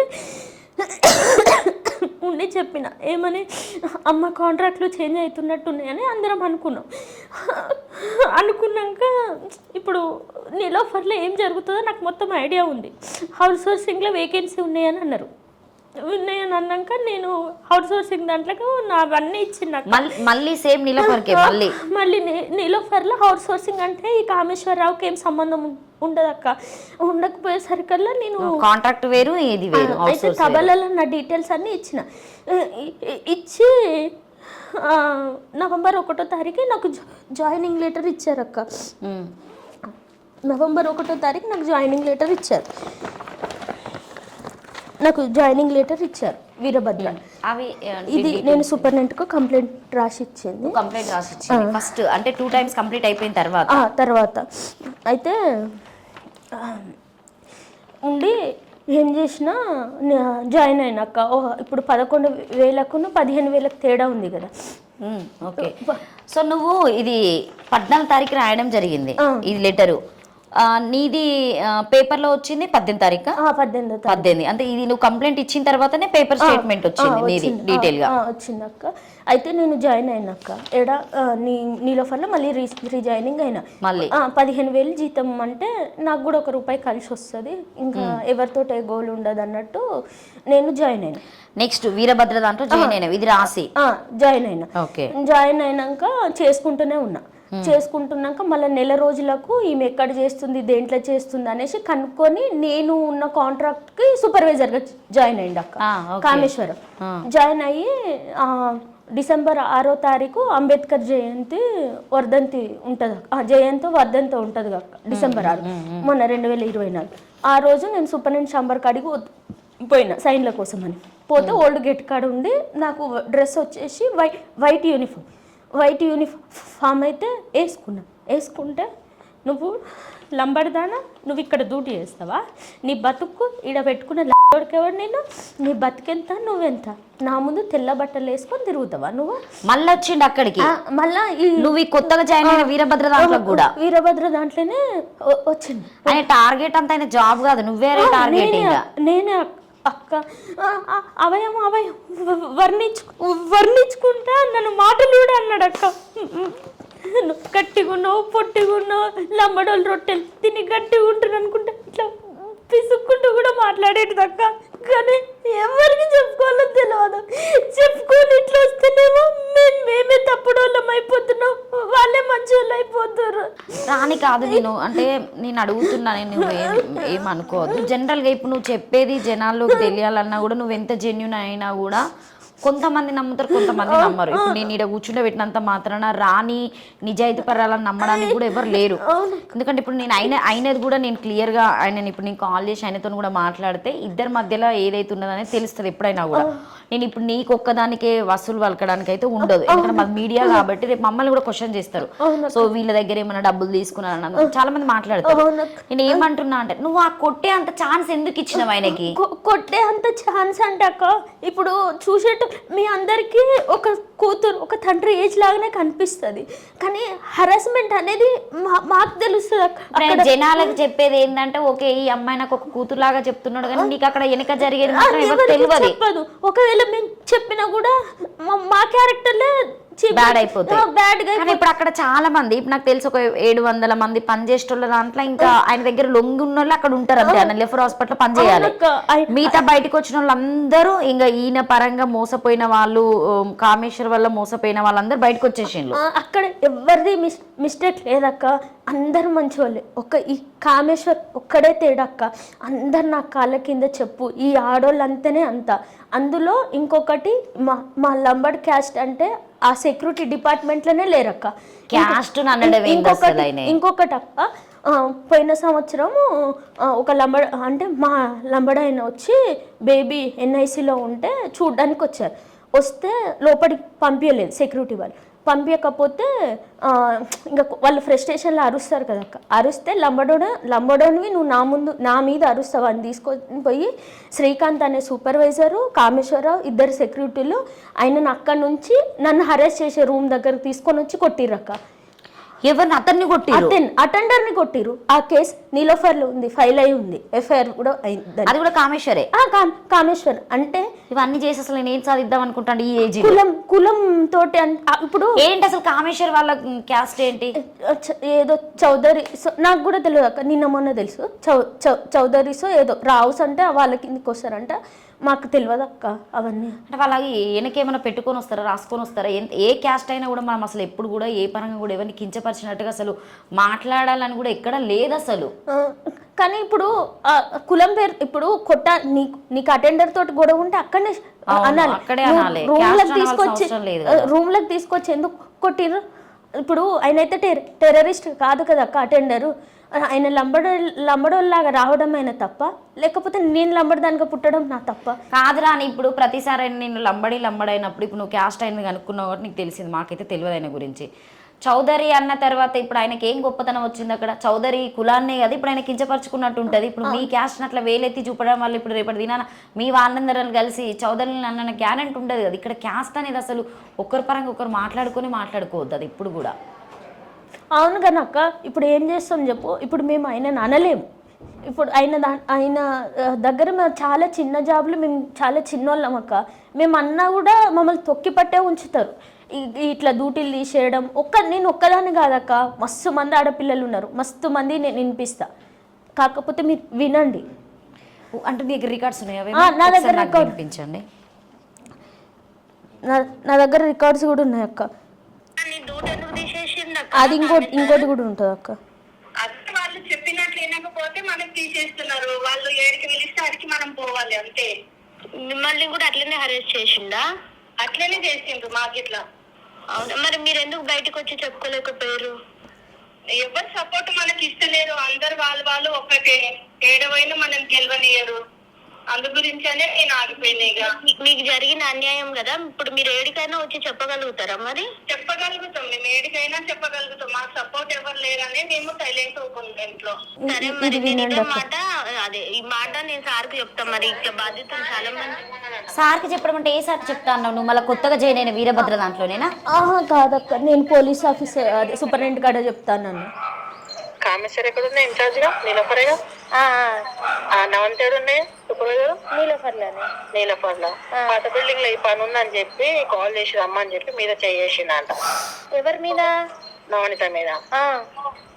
చేస్తే సరే ఏంది సార్ ఇది మీరు నాకు తండ్రి లాంటి వాళ్ళు అన్నందుకే దాని వీక్ అక్కడ పడితే నీకు తెలియదా ఇది? నాకు తెలియదు అక్క. మరి మీరు అప్పటి నుంచి ఎందుకు ఫైట్ చేయలేదు అక్క? మరి అక్క అంత గట్టిగా మాట్లాడుతుంది. అక్క నాకు ఎప్పుడు చెప్పింది, నాకు మొన్న 1 year అయితే నాకు అక్క చెప్పింది. నేను మొదటిసారికి చెప్పిన ఏంటి సార్ ఇట్లా అయిందంట కదా అంటే అవునంట నాకు కూడా చెప్పింది, ఈ మధ్యలో చెప్పింది అని అన్నా. చెయ్యి వేసిండు అట్లా మీద చేసి ఇంకా అందరూ ఖచ్చితంగా ఇక ఆయన అడిగిన వాళ్ళు అందరు రావాలి, ఇంకా ఆయనకి లొంగిపోవాలి అంతే. రూమ్ ఉంటుంది అక్క, అక్కడ సీసీ కెమెరాలు ఉండవు, అక్కడికే పిలుస్తారు అక్క. ఇప్పుడు నువ్వు మళ్ళీ వీరభద్రలో జాయిన్ అయినాక మళ్ళీ వచ్చి సేమ్ మళ్ళీ హరాస్మెంట్? అదే సేమ్ హరాస్మెంట్ అక్క. ఏమని లంబడిదానా నా ముందు డ్యూటీ చేస్తావా, నీలో ఫర్లా నీ బతికెంత, నువ్వెంత, నిన్ను తీసుకున్న ఎవడు, నిన్ను డ్యూటీలో పెట్టినోడెవడు అని ఇట్లా మాట్లాడుతూనే ఉన్నాడు అక్క. నువ్వు ఇప్పటికైనా నా దగ్గరకు వస్తేనే నీకు డ్యూటీ ఉంటుంది, లేకపోతే లేదు అన్నట్టు అంటూనే ఉన్నాడు అక్క. అప్పటికి డిసెంబర్ అన్నాక ఇంకా నేను ఈయన ఏమైనా చేసుకొని నేనైతే ఈయన కాంట్రాక్టర్ లేననేసి దబదబ ఉరుక్కుంటా. నాది ఏఆర్టీ డిపార్ట్మెంట్లో పోస్టింగ్ ఉండే అక్క. ఉంటే సార్ని పోయి అడిగిన, ఒక సార్ ఉంటారు మాకు ఇన్ఛార్జ్ అక్కడ ఏఆర్టీకి ఇన్ఛార్జ్ ఉంటే, నేను సార్ కాడికి పోయి సార్ ఇట్లా నన్ను డ్యూటీలోకి వెళ్ళి కామేశ్వరరావు తీసేస్తా అంటుండు సార్, అది ఆయన తీసేయనికి ఉంటుంది అంటే, ఎందుకు ఉంటుందమ్మా, ఉండదు, నీది హౌస్ సోర్సింగ్, ఒకవేళ నేను డ్యూటీలోకి వెళ్ళి తీసేయాలంటే సూపర్నెంట్ ఏదైనా రీజన్ ఉంటేనే తీస్తారు, నిన్నేం తీయరు, నువ్వేం బాధపడకు భయపడకు, మేము ఉన్నాం కదా అని వాళ్ళు అన్నారు. అన్నాక కొంచెం ధైర్యం వచ్చింది అక్క. ధైర్యం వచ్చినాక తెల్లారి మళ్ళీ డ్యూటీకి వచ్చినాక నాజర్ సార్ అని మాకు హెల్త్ ఇన్స్పెక్టర్ ఉంటారు, మాకు అటెండెన్స్ వేస్తారు. ఓకే, నువ్వు ఇందులో రాసినవు ఆయనది అదేనా, ఇది హెల్త్ ఇన్స్పెక్టర్ నాజర్ సార్ అని ఉంటారు అక్క. ఉంటే నాజర్ సార్ దగ్గర నేను నిలబడ్డా. అయితే సార్ వాళ్ళు 9-10 వస్తారు, మేము 7:30 కల్లా అక్కడ ఉండాలన్నట్టు. ఉంటే అమ్మ నిన్ను సార్ ఆపమన్నాడని వేరే సార్ అంటే నేను ఆగినాక సార్ 10 గంటలకు వచ్చినాక అమ్మ నిన్ను డ్యూటీ ఆపమంటుండు కామేశ్వరరావు అని అన్నాడు. అంటే నేను అన్న, సార్ ఆయన ఎందుకు ఆపమంటాడు సార్, ఆయన మా కాంట్రాక్ట్ ఆయన ఇన్ఛార్జ్ కాదు, ఆయనకేం సంబంధం ఉంటుంది అమ్మ అంటే, అమ్మ ఆయన నిన్న కాక మొన్న సూపర్వైజర్ అయినంట, దానికి ఆయననే చూసుకోమని చెప్పినట్ట అన్నాడు. అంటే మరి ఫస్ట్ నుంచి ఉంటే మరి ఫస్ట్ నన్ను తీసుకొనే వద్దు కదా అక్క. అవునా కదా. ఇప్పుడు ఆయనకు నాకు పగున్నప్పుడు, ఆయన ఫస్ట్ నుంచి ఉన్నప్పుడు నా డాక్యుమెంట్స్ పోయినప్పుడు నేననే తెలుసు, అవునా కదా. అప్పుడు నన్ను తీసుకోవద్దు కదా. అంటే నేను పోయినాక నెల 15 రోజులకు మళ్ళీ దాంట్లోకి జాయిన్ అయినాక సార్ అది ఎట్లా సార్, నేనైతే కాదు, ఆయన ఉన్నాడంటే నేను అసలు ఈ డ్యూటీలకే రాకపోతున్నా, ఆయనకు సంబంధం లేదంటేనే నేను వచ్చిన సార్ అంటే, ఆగమ్మా అనేసి సారు ఆయనకు ఫోన్ చేస్తే ఈయన Nazar sir Kameshwar sir phone చేసి ఫస్ట్ దాన్ని ఇక్కడికి పంపి నా రూమ్ కాడికి పంపి నేను మాట్లాడాలి అని అన్నాడు. ఎవరు స్పీకర్లో లౌడ్ స్పీకర్ పెట్టి మాట్లాడింది నాజర్ సార్. ఫస్ట్ ఆమెను పంపి ఇడికి నా రూమ్ కాడికి పంపి నా ఛాంబర్ కాడికి పంపి అని గట్టిగా మాట్లాడుతుంటే సార్ టక్కున కట్ చేసి ఏదో తేడా ఉంది ఇది అనుకొని ఆయన మనసుకు అనుకొని నేను ఏడుస్తున్నా. అసలు ఏం జరిగిందమ్మా అని అడిగాను. ఇప్పుడు ఆయన కూడా కామేశ్వర్ ఏజే ఉంటారు. ఏం జరిగిందమ్మా అంటే నేను అప్పుడు చెప్పిన, సార్ నేను ఇట్లా సెక్యూరిటీగా ఉన్నప్పుడు ఇట్లా నా పక్కలకు రావాలి, పడుకుంటేనే డ్యూటీ ఇస్తా అది ఇది అని చెప్పుకుంటా నన్ను కొట్టిండు సార్, నన్ను గీరిండు అవన్నీ ఆ ఫొటోస్ కూడా పెట్టాను కదా, అవన్నీ చూపించినాక అయ్యో నాకు కూడా బిడ్డలు ఉన్నారమ్మా, ఈయన ఇట్లా అంటాడని నాకు తెలియదు కదా, సరే నేను ఏదో ఒకటి చెప్తాను, నువ్వు డ్యూటీ చేసుకో అని అన్నాడు. అయితే నాజర్ సార్ ఉండి ఆయనకి ఏం చెప్పిండంటే, ఆ అమ్మాయి జాయినింగ్ లెటర్ ఎట్లా తెచ్చుకుందో టర్మినెంట్ లెటర్ అట్లనే తెస్తే నేను ఆమెకు తీసేయడానికి నాకు రైట్స్ ఉంటాయి, నాకు తీసేయడానికి రైట్స్ ఉండవని చెప్పిండు. ఎవరు నాజర్ సార్ చెప్పిండు. నాజర్ సార్ ఏదో ఊరికి వెళ్ళినాక సార్ హెచ్ఓడి సార్ అని ఇంకో సార్ ఉంటారు, శ్రీనివాస్ సార్ ఉన్నాక సారు ఆ రోజు నేను ఇట్లా జరుగుతుందనేసి ఏం చేసిన 14వ తారీఖు సూపరింటెండెంట్కి లెటర్ రాసిన. ఇప్పుడు నా కడుపు మీద కొడుతుండు కదా అక్క, ఇప్పుడు నా బతుకు నేను బతుకుదామని నన్ను బతకనియట్లేదు. ఈ సెక్సువల్ హరాస్మెంట్ అనిపించుడేంది నేను అనుభవించిన, మళ్ళీ అట్లనే మాట్లాడుతుండే అట్లనే చేస్తుండు అనేసి, అంటే ఇప్పుడు ఆయన దగ్గర పడుకుంటేనే నాకు ఈ డ్యూటీ ఇస్తాడు అనేసి ఏం చేసినా నాకు మంచి అనిపించిందో చెడు అనిపించిందో నేను లెటర్ రాసి ఇచ్చిందాక సూపరింటెండెంట్కి. ఇప్పుడు అక్కడ ఒక యాజమాన్యం పెద్దగా ఉంది కాబట్టి ఆయన హాస్పిటల్కి అయిన ఇది కాబట్టి మనం ఇవ్వాలి కాబట్టి నేను రాసి ఇచ్చినాక 14వ తారీఖు ఇచ్చిన, అది 16వ తారీఖు ఏం వెళ్ళింది, నాకు స్టాంప్ వేసి ఇచ్చినాక ఆ రోజు ఏం జరగలేదు. ఇది తెల్లారి న్యూస్ పేపర్కి వచ్చింది 17వ తారీఖు. ఓకే. న్యూస్. ఇక వాళ్ళు అక్కడ నీ సిచ్యువేషన్ చూసి వాళ్ళు నిన్ను అడగడం వల్ల నువ్వు చెప్పినావు. అప్పటికి నువ్వు పోలీస్ కంప్లైంట్ ఇచ్చావా? ఇవ్వలేదు. పోలీస్ కంప్లైంట్ ఇవ్వకముందు డైరెక్ట్ నువ్వు పేపర్కి ఇచ్చేసినావు. ఈ లెటర్ సూపరింటెండెంట్ కాడికి పోయినప్పుడు వాళ్ళు చదువుతారు అన్నట్టు ఇది విలేకర్ వాళ్ళు చదువుకొని పేపర్కి ఇచ్చారు. చాంబర్లో ఏం జరుగుతుందో మనకు తెలియదు. నువ్వు ఇప్పటి వరకు అయితే పోలీస్ కంప్లైంట్ ఇవ్వలేదు. ఇచ్చినాక ఇప్పుడు ఇచ్చావు. అయితే ఇది ఇచ్చినాక ఆ రోజు 16వ తారీఖు నేను ఇది అయింది. 17వ తారీఖు సాయంత్రం దాకా చూసిన సూపరింటెండెంట్ ఏమైనా పిలుస్తారేమో, నాకు ఏమైనా న్యాయం చేస్తారంటే ఏమో అనిపించలేదు. తెల్లారి ఇది పేపర్కి వచ్చింది, న్యూస్ పేపర్కి అయినది వచ్చింది, ఈనాడులో వచ్చింది. నాకు పంపించారు మీరు. ఈనాడు ఒకటి, సాక్షి ఒకటి, మన తెలంగాణ మహిళా గార్డెన్ వేధించిన సూపర్వైజర్ పైన చర్య. ఇదేమో ఈనాడులో వచ్చింది 17వ తారీఖు. వెనకాలండి ఆ చిన్నది హెడ్లైన్ చేసింది ఇక్కడే అక్క. ఇక్కడే మీరు ఇటు సైడ్ తిప్పండి. ఇటున్నా ఇక్కడనే అవా పైన చిన్నగా రాసి ఇచ్చారు, బ్లాక్ అండ్ వైట్, దాని పక్కకు ఇంకా కొంచెం. ఓకే. ఇది ఐ మీన్ ఇక్కడ ఈనాడులో ఫోటో లేదు, అందుకే నేను వెతుకుతా ఉన్నా. నీలోఫర్లో మహిళా లైంగికంగా వేధింపు, తనను లైంగికంగా వృత్తిపరంగా ఇబ్బందులకు గురి చేస్తున్న సూపర్వైజర్ చర్యలు తీసుకుంటాను ఒక బాధితురాలు నీరూపర ఆసుపత్రికి సూపరింటెండెంట్ రవికుమార్కి రాయడం జరిగింది. డాక్టర్ రవికుమార్ గారు మీకు ఇది తీసుకున్నది. ఇది డిసెంబర్ 17 మంగళవారం రోజు అయితే తన మీద కూడా కంప్లైంట్ కూడా ఇవ్వలేదు, జస్ట్ వాళ్ళ డాక్టర్కి చెప్పడం వల్ల అందులో ఉన్నటువంటి విలేకరులు అయితే దీనికి హెల్ప్ చేసి పేపర్స్కి అయితే ఇవ్వడం జరిగింది. అది మన తెలంగాణ అయినా కావచ్చు, ఈనాడైనా కావచ్చు, సాక్షి అయినా కావచ్చు. సో డిసెంబర్లోనైతే ఇది రావడం జరిగిందండి కామేశ్వర్ గారి గురించి. సో నేను ఇప్పటిదాకా అయితే రాణి చెప్పింది అయితే క్లియర్గా వినడం జరిగింది. అంటే కామేశ్వర్ దగ్గర ఎవరైతే లొంగి ఉన్న అమ్మాయిలు, అంటే ఇంకా పచ్చిగా చెప్పాలంటే ఎవరైతే ఆయన దగ్గర పడుకునే అమ్మాయిలకు మాత్రమే అక్కడ జాబ్ అనేది ఉంటుంది అని క్లియర్గా రాని మాటల్లో అయితే తిరగడం జరిగింది. ఎందుకంటే మనము ఇద్దరిది కూడా ఎప్పుడైనా తెలుసుకోవాలి, ఒకరి వైపు మాట్లాడడానికి ఉండదు. నేనైతే మ్యాక్సిమం ఒకసారి కామేశ్వర్ గారికి అయితే కాల్ చేస్తా, అసలు ఆయన ఏమంటాడు. నేను మీడియా అన్నట్టుగా అసలు మాట్లాడా, జనరల్గా నాకు ఒక టాపిక్ వచ్చిందని నేను క్యాజువల్గా మాట్లాడతా, ఆయన ఏమంటాడు చూద్దాం ఒకసారి. నా కాల్ ఎత్తుతాడా లేదా అనేది ఫస్ట్ మెయిన్ థింగ్.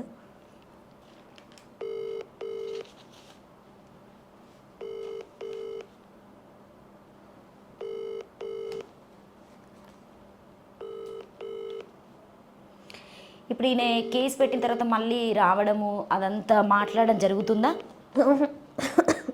ఏం మాట్లాడలేదు ఇప్పటివరకు. ఈ కేసు రిటర్న్ తీసుకోమని నిన్ను అడగలేదు. నువ్వు ఒక వీడియో షేర్ చేసినావు నాకు. హలో హలో మేడం నమస్తే, నా పేరు లావణ్య, యాంకర్, నేను రిపోర్టర్ శివ స్టూడియోస్. అది కామేశ్వర్ సార్ లేరా madam?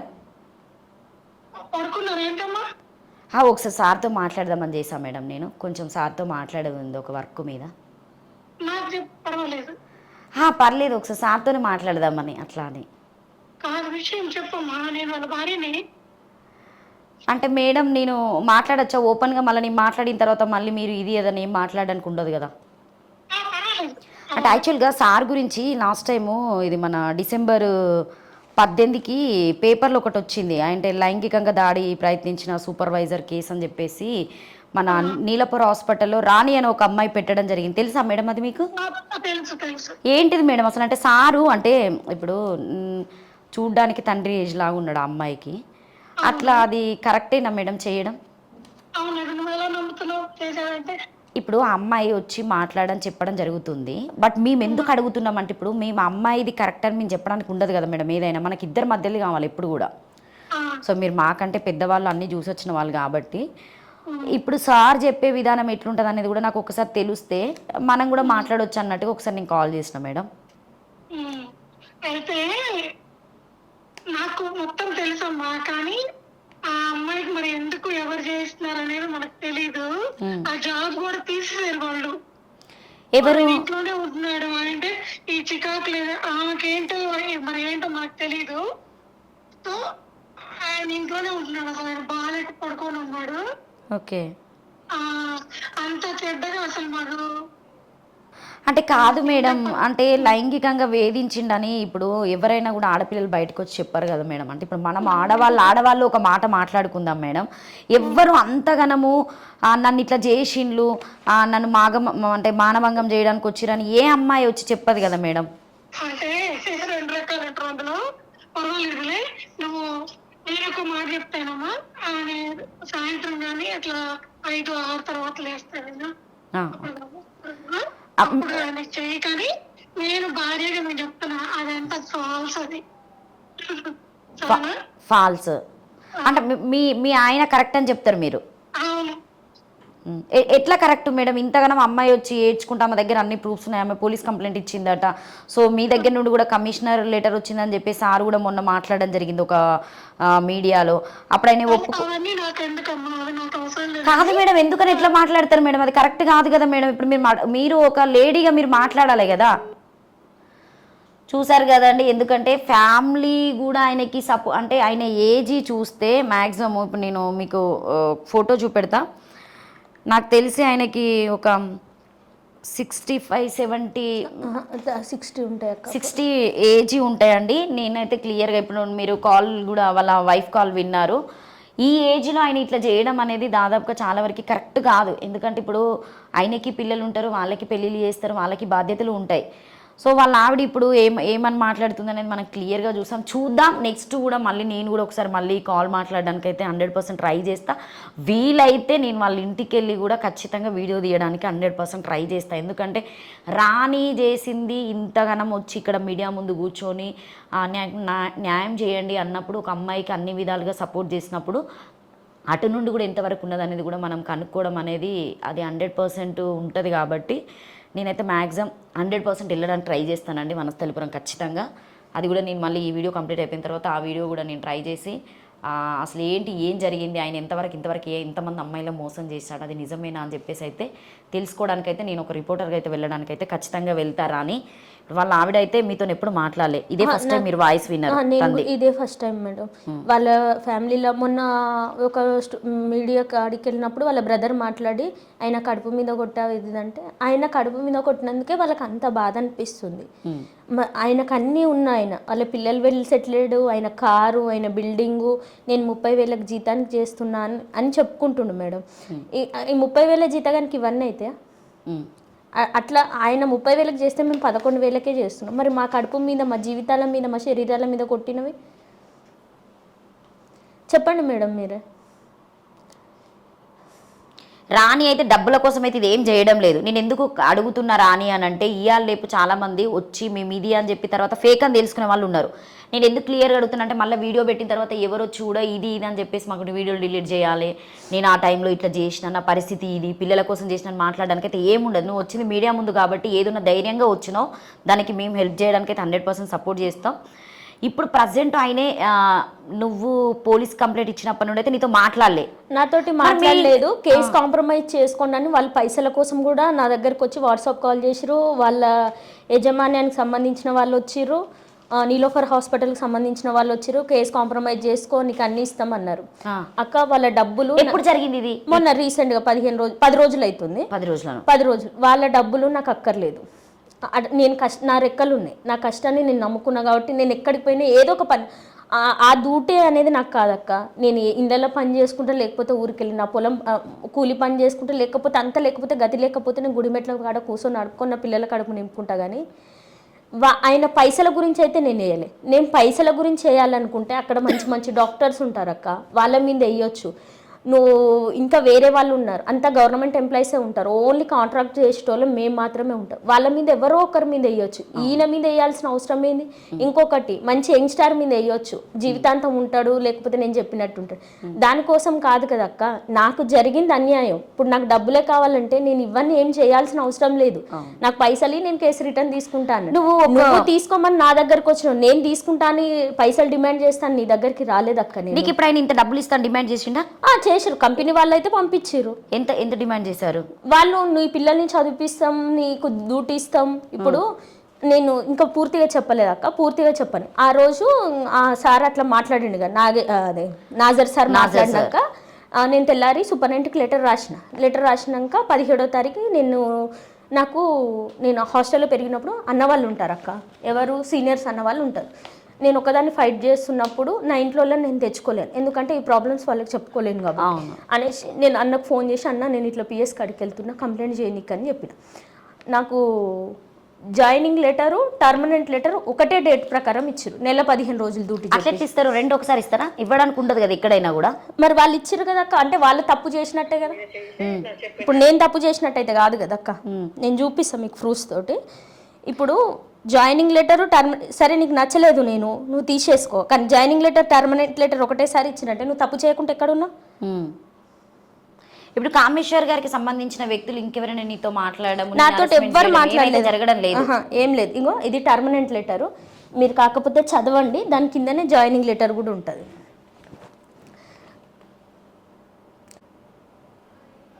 Veerabhadra practical management private limited. So ఇది నువ్వు ఎప్పుడు జాయినింగ్ అయినావు? జాయినింగ్ది కింద ఉంటుంది అక్క, అది 8 తారీఖు 2/2/2024.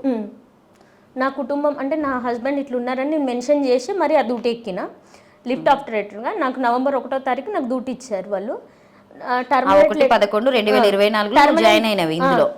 లెటర్ కూడా 1వ తారీఖు 1వ తారీఖు 11 నెల 2024లోనే రెండు ఒకేసారి ఇచ్చారు. రెండో ఒకసారి అంటే మరి నెల 15 రోజులు నేను ఏడ డ్యూటీ చేసినా సూపరింటెండెంట్కి ఎందుకు కంప్లైంట్ రాసి ఇచ్చిన? చెప్పండి అక్క. మీరు తప్పు వాళ్ళు చేయలేదు కదా, తప్పు నేనే చేసిన కదా. వీళ్ళందరూ కుమ్మక్కాయలు అంతే. ఎవరు కుమ్మక్కాయలు అనేది మనం చెప్పలేము, ఎవరిని మనం అనడానికి లేదు. కానీ జెన్యూన్ ఇప్పుడు నేను హాస్పిటల్లో డ్యూటీ చేసిన అని నా దగ్గర ఉంది, ప్రూఫ్ ఉంది. అవును. సో అంటే దాదాపు మనకు జాయినింగ్ లెటర్కి మనము మళ్ళీ బయటికి వెళ్ళేటప్పటికి చాలా డిఫరెంట్ ఉంటాయి. డేట్స్ అయినా కావచ్చు, రోజులైనా చూసుకుంటే మనము రాసేటప్పుడు. కానీ ఈమె జాయిన్ అయింది అక్కడే ఉంది, ఈమె అందులోకి వెళ్ళిపోయింది కూడా అక్కడే ఉంది. అంటే ఇక్కడే తెలిసిపోతుంది మనకు ఎంత జెన్యున్గా ఉన్నారని చెప్పేసి. ఇది మొత్తం యజమాన్యం కామేశ్వరరావు చేపించిండు అక్క. ఇదంతా కామేశ్వర డబ్బులు ఇచ్చే చేపించిండా? డబ్బులు కాదు, ఇప్పుడు ఆయన సూపర్వైజర్ కదా. ఈ వీరభద్ర, సాయి కార్తికేయ బ్రదర్స్. సో వీళ్ళిద్దరు బ్రదర్స్. ఈ టర్మనెంట్ లెటర్ కూడా నాకు హెల్త్ ఇన్స్పెక్టర్ సార్, మా హెడ్ సార్ ఉంటే కామేశ్వరరావు ఫోన్లోకి వెళ్ళి హెల్త్ ఇన్స్పెక్టర్కి వెళ్ళింది. అంటే ఒక సూపరింటెండెంట్ తోటి కూడా నేను తీయలేదు, లేదా కంపెనీ వాళ్ళు నాకు ఇయ్యలేదు. కామేశ్వరరావు శ్రీనివాస్ సార్కి ఇచ్చారు. నీకు ఎంత పగ ఉంటే నువ్వు టర్మనెంట్ లెటర్ తయారు చేసి ఇస్తావు అప్పటిదప్పుడు? అట్లా ఇవ్వడానికి ఉండదు కదా. ఉండదు, కానీ ఆయన ఇచ్చిండు కదా అక్క. ఇప్పుడు మీరు తప్పు, ఆయన తప్పే చేయలేదు, మరి ఇవన్నీ ఎందుకు చేసిండు? ఇవన్నీ ఫేకే అనుకుందాం, నేను చెప్పేదంతా ఫాల్తు కేసు అనుకుందాం. మరి జాయినింగ్ లెటర్, టర్మనెంట్ లెటర్ ఒకటేసారి ఇస్తారా అక్క? ఆయన చేతిలో అధికారం ఉన్నది కాబట్టి ఆయన ఖచ్చితంగా ఇంకా చేయడం. మరి చేతిలో అధికారం ఉంది కాబట్టే కదా అక్క నన్ను కూడా హరెస్ట్ చేసింది, అవునా కదా? ఆయన చేతిలో అధికారం ఉంది, నన్ను ఎవరు అడగలేరు, ఈ లేడీకి వెళ్ళి చెప్పుకోలేరు, వీళ్ళ బతుకులు నా కాళ్ళ కింద చెప్పులు లాంటి వాళ్ళు అనుకునే కదా ఆయన నన్ను హరెస్ట్ చేసింది. రాని ఇంకొకటి, నువ్వు కొన్ని అంటే నాకు వీడియోస్ పంపించడం కూడా జరిగింది కదా. సో ఈ బీర్ బాటిల్స్ గుట్ల అవి ఎప్పుడు అంటే ఈ కేసు పెట్టిన తర్వాత నేను నాంపల్లి పిఎస్లోకి వెళ్ళిన. అయితే వెళ్తే నేను ఫస్ట్ ఒక్కదాన్ని వెళ్ళినప్పుడు పోలీసు వాళ్ళు ఎవరి మీద అంటే నేను కామేశ్వరరావు సార్ మీద అని చెప్పినప్పుడు వాళ్ళు నన్ను రిసీవ్ చేసుకోలేదు. ఏం ప్రూఫ్స్ లేనిది నేను కేసు ఎట్లా తీసుకుంటా, నువ్వు వెళ్ళిపో అని అన్నారు. మేము ఎప్పుడు పోలీస్ స్టేషన్ అంటే నాకు తెలియదు అక్క. నా జీవితంలో నేను ఫస్ట్ టైం నాకు ఇట్లా జరిగిందని నేను వెళ్ళంగానే నేను మళ్ళీ తిరిగి వస్తుంటే అంతలోపు అన్నయ్య వచ్చిండు. అన్నయ్య వచ్చి ఏం మా వెనకకు వస్తున్నావు అంటే, అన్న అది ప్రూఫ్స్ ఉండాలంటే ప్రూఫ్స్ లేని కేసు పెట్టనీకు ఉండదు అంటే, ఎవరు నీకు చెప్పింది? నువ్వు ఫస్ట్ నువ్వు చెప్పేది వాళ్ళు రాసుకోవాలి, ప్రూఫ్స్ ఉన్నాయా లేవా అనేది తర్వాత అడుగుతారు అనేసి అన్నాడు. అన్నాక పోయినాక అన్న గట్టిగా మాట్లాడిండు, ఎందుకు వెనకకు పంపిస్తున్నారంటే, సార్ అది కాదు సార్, ఇది కాదు సార్ అని చెప్పినాక ఆ రోజు దిల్ రాజు వాళ్ళది ఏదో ఫంక్షన్ ఉంది అన్నాడు. సార్ ఆడిగిపోయిండు, ఎస్ఐ సార్ ఆడిగిపోయిండు, సార్కు తలనొస్తుంది, సార్కు సరదైంది, ఇదే చెప్తుర్రు అక్క. మేము 6 గంటలకు పోయిన మనుషులము 11:30 దాకా పిఎస్లోనే ఉన్నాం. 11:30 దాకా, నైట్ 11:30 అంటే ఈవినింగ్ 6 నుండి ఈవినింగ్ 6కు పోయినాక సూపరింటెండెంట్ సార్కి ఆయన ఫోన్ చేసిరు. ఎవరు? అప్పలనాయుడు సార్ ఫోన్ చేసి కేసు తీసుకోవాలని వద్దా ఇంకా అందరూ గ్యాదరింగ్ ఫోన్లు చేస్తూనే ఉన్నారు అక్క. అంటే ఈ అమ్మాయి కేసు పెట్టడానికి ఎందుకు వచ్చింది అన్నట్టు. అన్న తర్వాత ఇంకా తర్వాత మీడియా వాళ్ళు ఇప్పుడు పేపర్కి వచ్చింది కదా, నేను చెప్పిన పేపర్కి వచ్చిందంటే అప్పటికే మీడియా వాళ్ళు అక్కడ పోలీసు వాళ్ళకి ఫోన్ చేసి అమ్మాయి మీ దగ్గర కేసు పెట్టడానికి వచ్చిందంట, ఏమని పెట్టింది చెప్తారా చెప్పారని వాళ్ళు ప్రెషర్ చేస్తుంటే ఇట్లా నన్ను కులం పేరుతో తిట్టిండు సార్, ఇట్లా నన్ను గీరిండు అంటే ఇవి పోయిన సంవత్సరం గీరిండు, ఈ 2004లో కాదు కదా అని అన్నాడు. అప్పుడైనా ఇప్పుడైనా బాధ కలిగింది అయితే నాకే కదా. అవునా? అంటే నువ్వు అప్పుడు ఎందుకు పెట్టలేకపోయినావు రాని? మరి భయంతోనేనా? ఆ రోజు నేను పోతే మళ్ళీ వెనకకి తీసుకొచ్చి రక్క అని చెప్పి అవును వచ్చేసిన నేను వెళ్ళిపోయిన మళ్ళీ సంవత్సరం నీ పని నువ్వు చేసుకున్న తర్వాత మళ్ళీ సంవత్సరం తర్వాత ఈ వీరభద్రలోకి వచ్చిన తర్వాత మళ్ళీ హరాస్మెంట్ స్టార్ట్ అయితేనే ఉంది కదా అక్క. అప్పటిదాకా నీకు ఏ ఫోన్స్ కాల్స్ రాలే, నీతో మాట్లాడలే, ఏం చేయలే. మళ్ళీ నేను నీలోఫర్లో ఎప్పుడు కనబడ్డానో అప్పటి నుంచి మళ్ళీ స్టార్ట్ అయింది. నువ్వు కనిపించిన పాపం అయిపోయింది. నీలోఫర్ ఆయన కొనుక్కున్నాడు అక్క.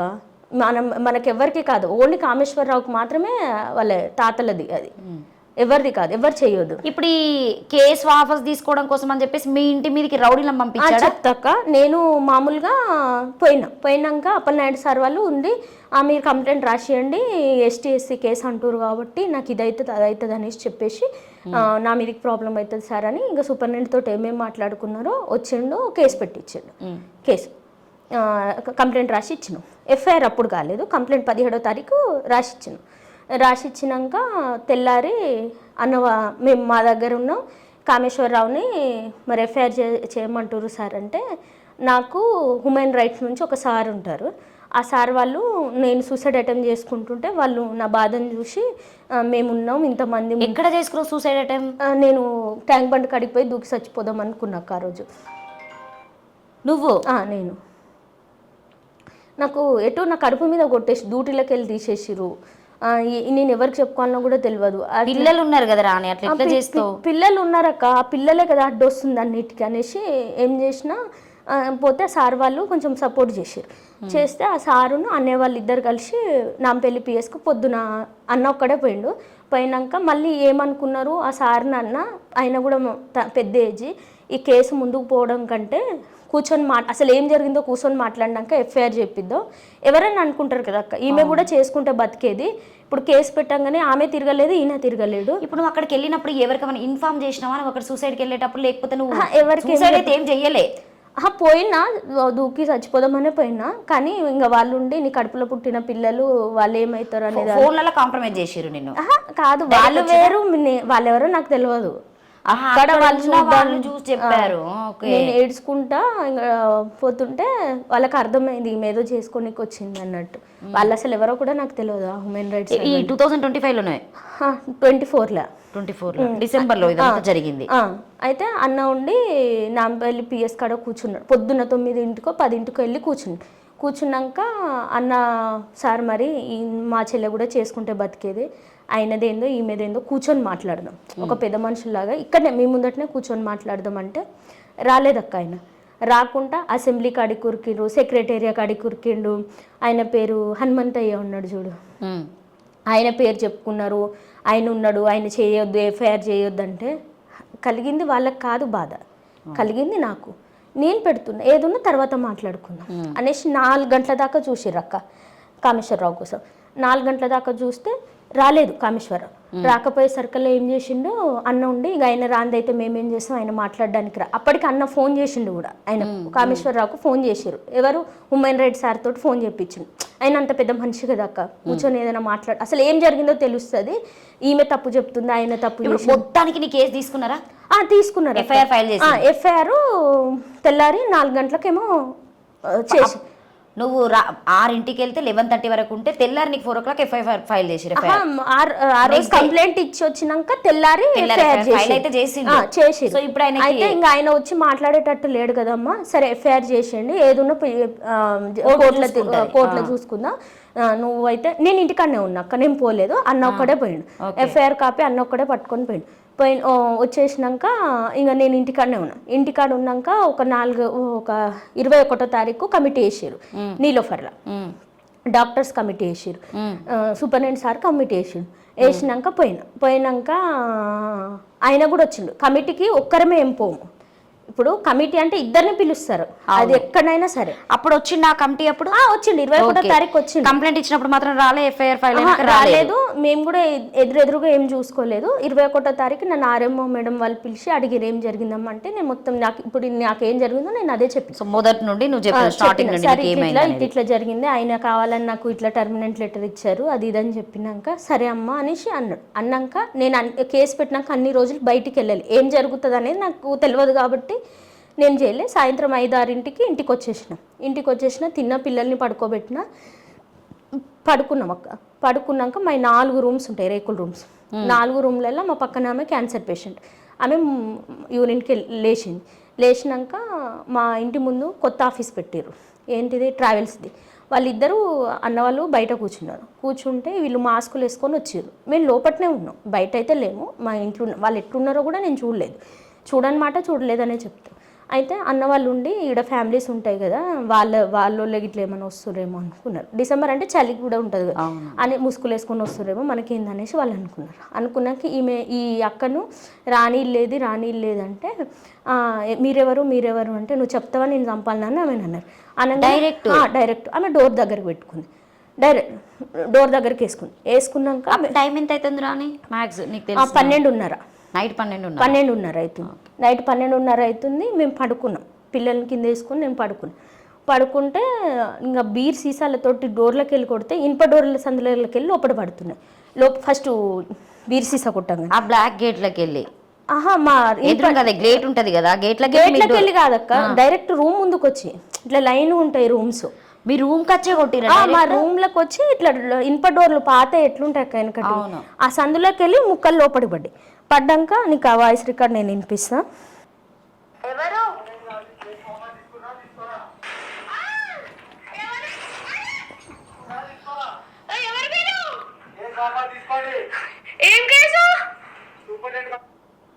సో ఇప్పుడు మీ ఇంటికి వచ్చి గొడవ పెట్టుకుంటా ఈ సీసాలు పగలగొట్టడం జరిగింది. ఫస్ట్ 4-5 సీసాలు వేసేటప్పటికి నేను లేచి ఫోన్ ఇట్లా ఒత్తితే రికార్డ్ ఆన్ కాలేక అది కెమెరా.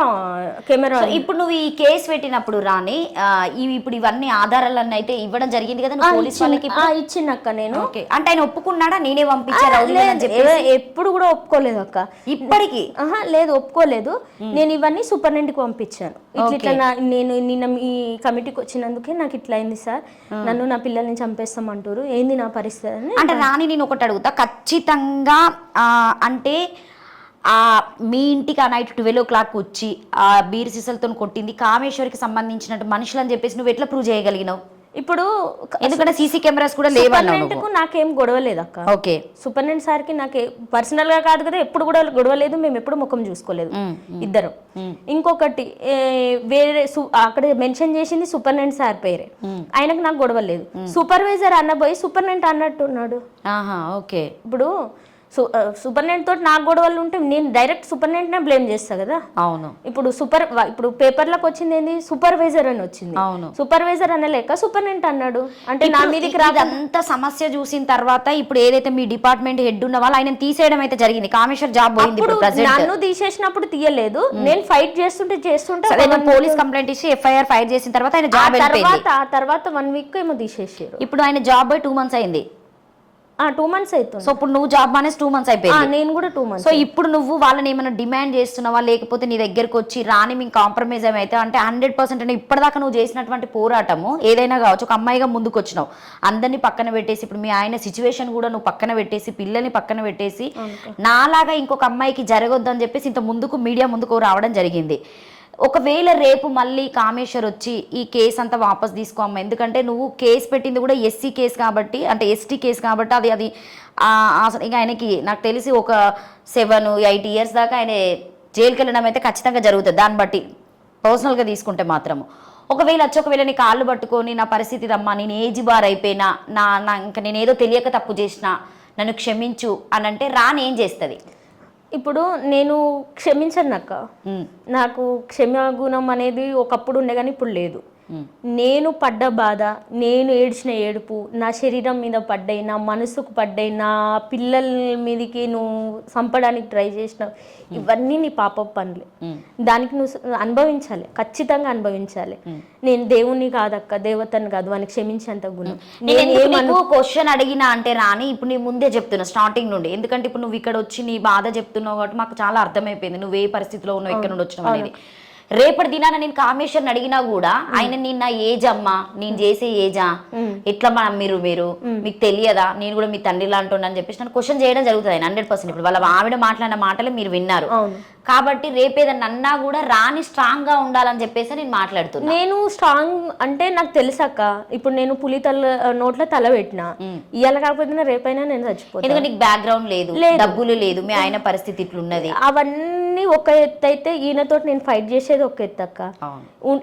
ఈ పోరాటంలో నేను చచ్చిపోయిన బాధ లేదు, కానీ నాలాగా ఇంకో ఆడపిల్ల బాధపడద్దు. ఇప్పుడు నువ్వు ఇంత ముందుకు వచ్చినావు కదా రాని, మిగతా వాళ్ళు రావడానికి మిగతా వాళ్ళు ఇప్పుడు నాకు జరిగింది అన్యాయం అక్క, నాకు దెబ్బ తాకింది, ఆ నొప్పి ఏందో నాకు తెలుసు కాబట్టి ఈ నొప్పి ఇంకొకరికి పడొద్దు, ఇంకొకరికి కావద్దు. ఒక ఎస్సీ ఎస్టీ అమ్మాయిలే కాదక్క, ప్రతి ఒక్క క్యాస్ట్ పిల్లలు ఆడ పనిచేస్తారు, ప్రతి ఒక్కరి పరిస్థితి అదే.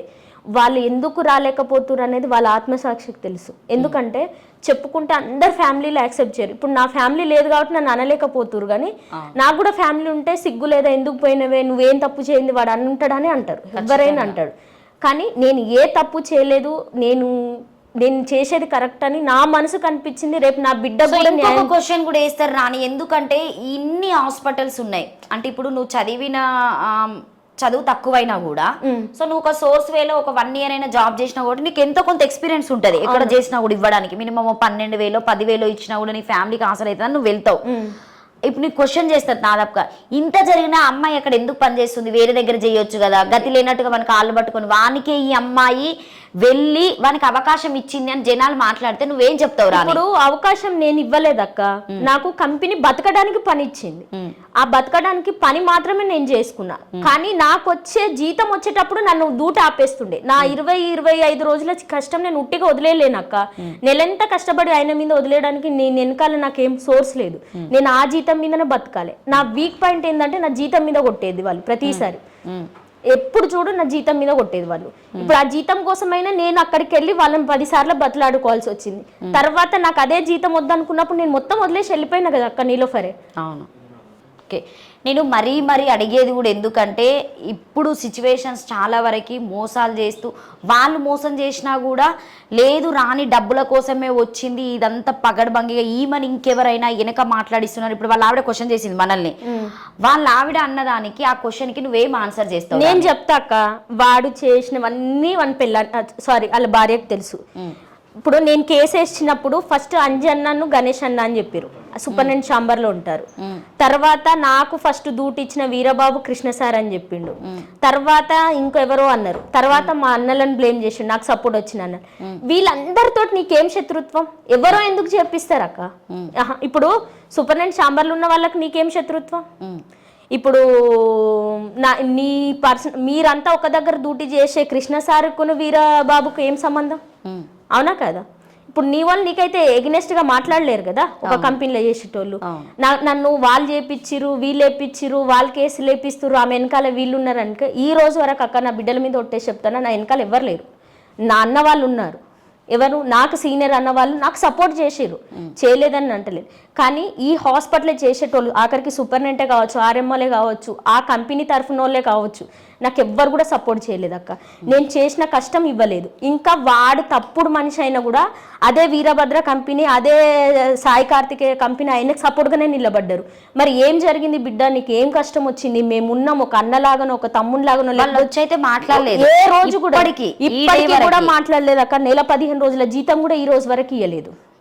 ఎవరు? ఈ వీరభద్ర కంపెనీ వీరభద్ర వాళ్ళు ఇవ్వలేదు. నువ్వు వెళ్ళి అడగడం జరిగిందా? ఫోన్ చేయడం, మాట్లాడడం లాంటివి? నేను అంటే ఇప్పుడు నా అటెండెన్స్ ఉన్నాయి, నేను చేసిన పని అన్ని ఉన్నాయి, మరి వాళ్ళు నా జీతం నాకు వేసేయచ్చు కదా. అంటే ఒక మాట నువ్వు కూడా అడగాలి కదా. నేను అడిగిన సూపరింటెండెంట్ తోటి అడిగిపిస్తూనే ఉన్నా కదా అక్క, ఇవ్వలేదు, ఇంతవరకు ఇవ్వలేదు. ఓకే. సో ఫైనల్గా ఇప్పుడు నీకేమన్నా హెల్ప్ చేయడానికి ఎవరైనా ముందుకు వచ్చారా ఈ సిచ్యువేషన్ చూసి? నాకెవ్వరు రాలేదు, మా అన్న వాళ్ళు వచ్చారు. మా అన్న నాకైతే కొంచెం సపోర్ట్, ఫైనాన్షియల్గా వాళ్ళు తక్కువ ఉన్నా కూడా నన్ను చూసి. ఇదైతే మీ ఫ్యామిలీకి అయితే తెలియదు ఇప్పటివరకు?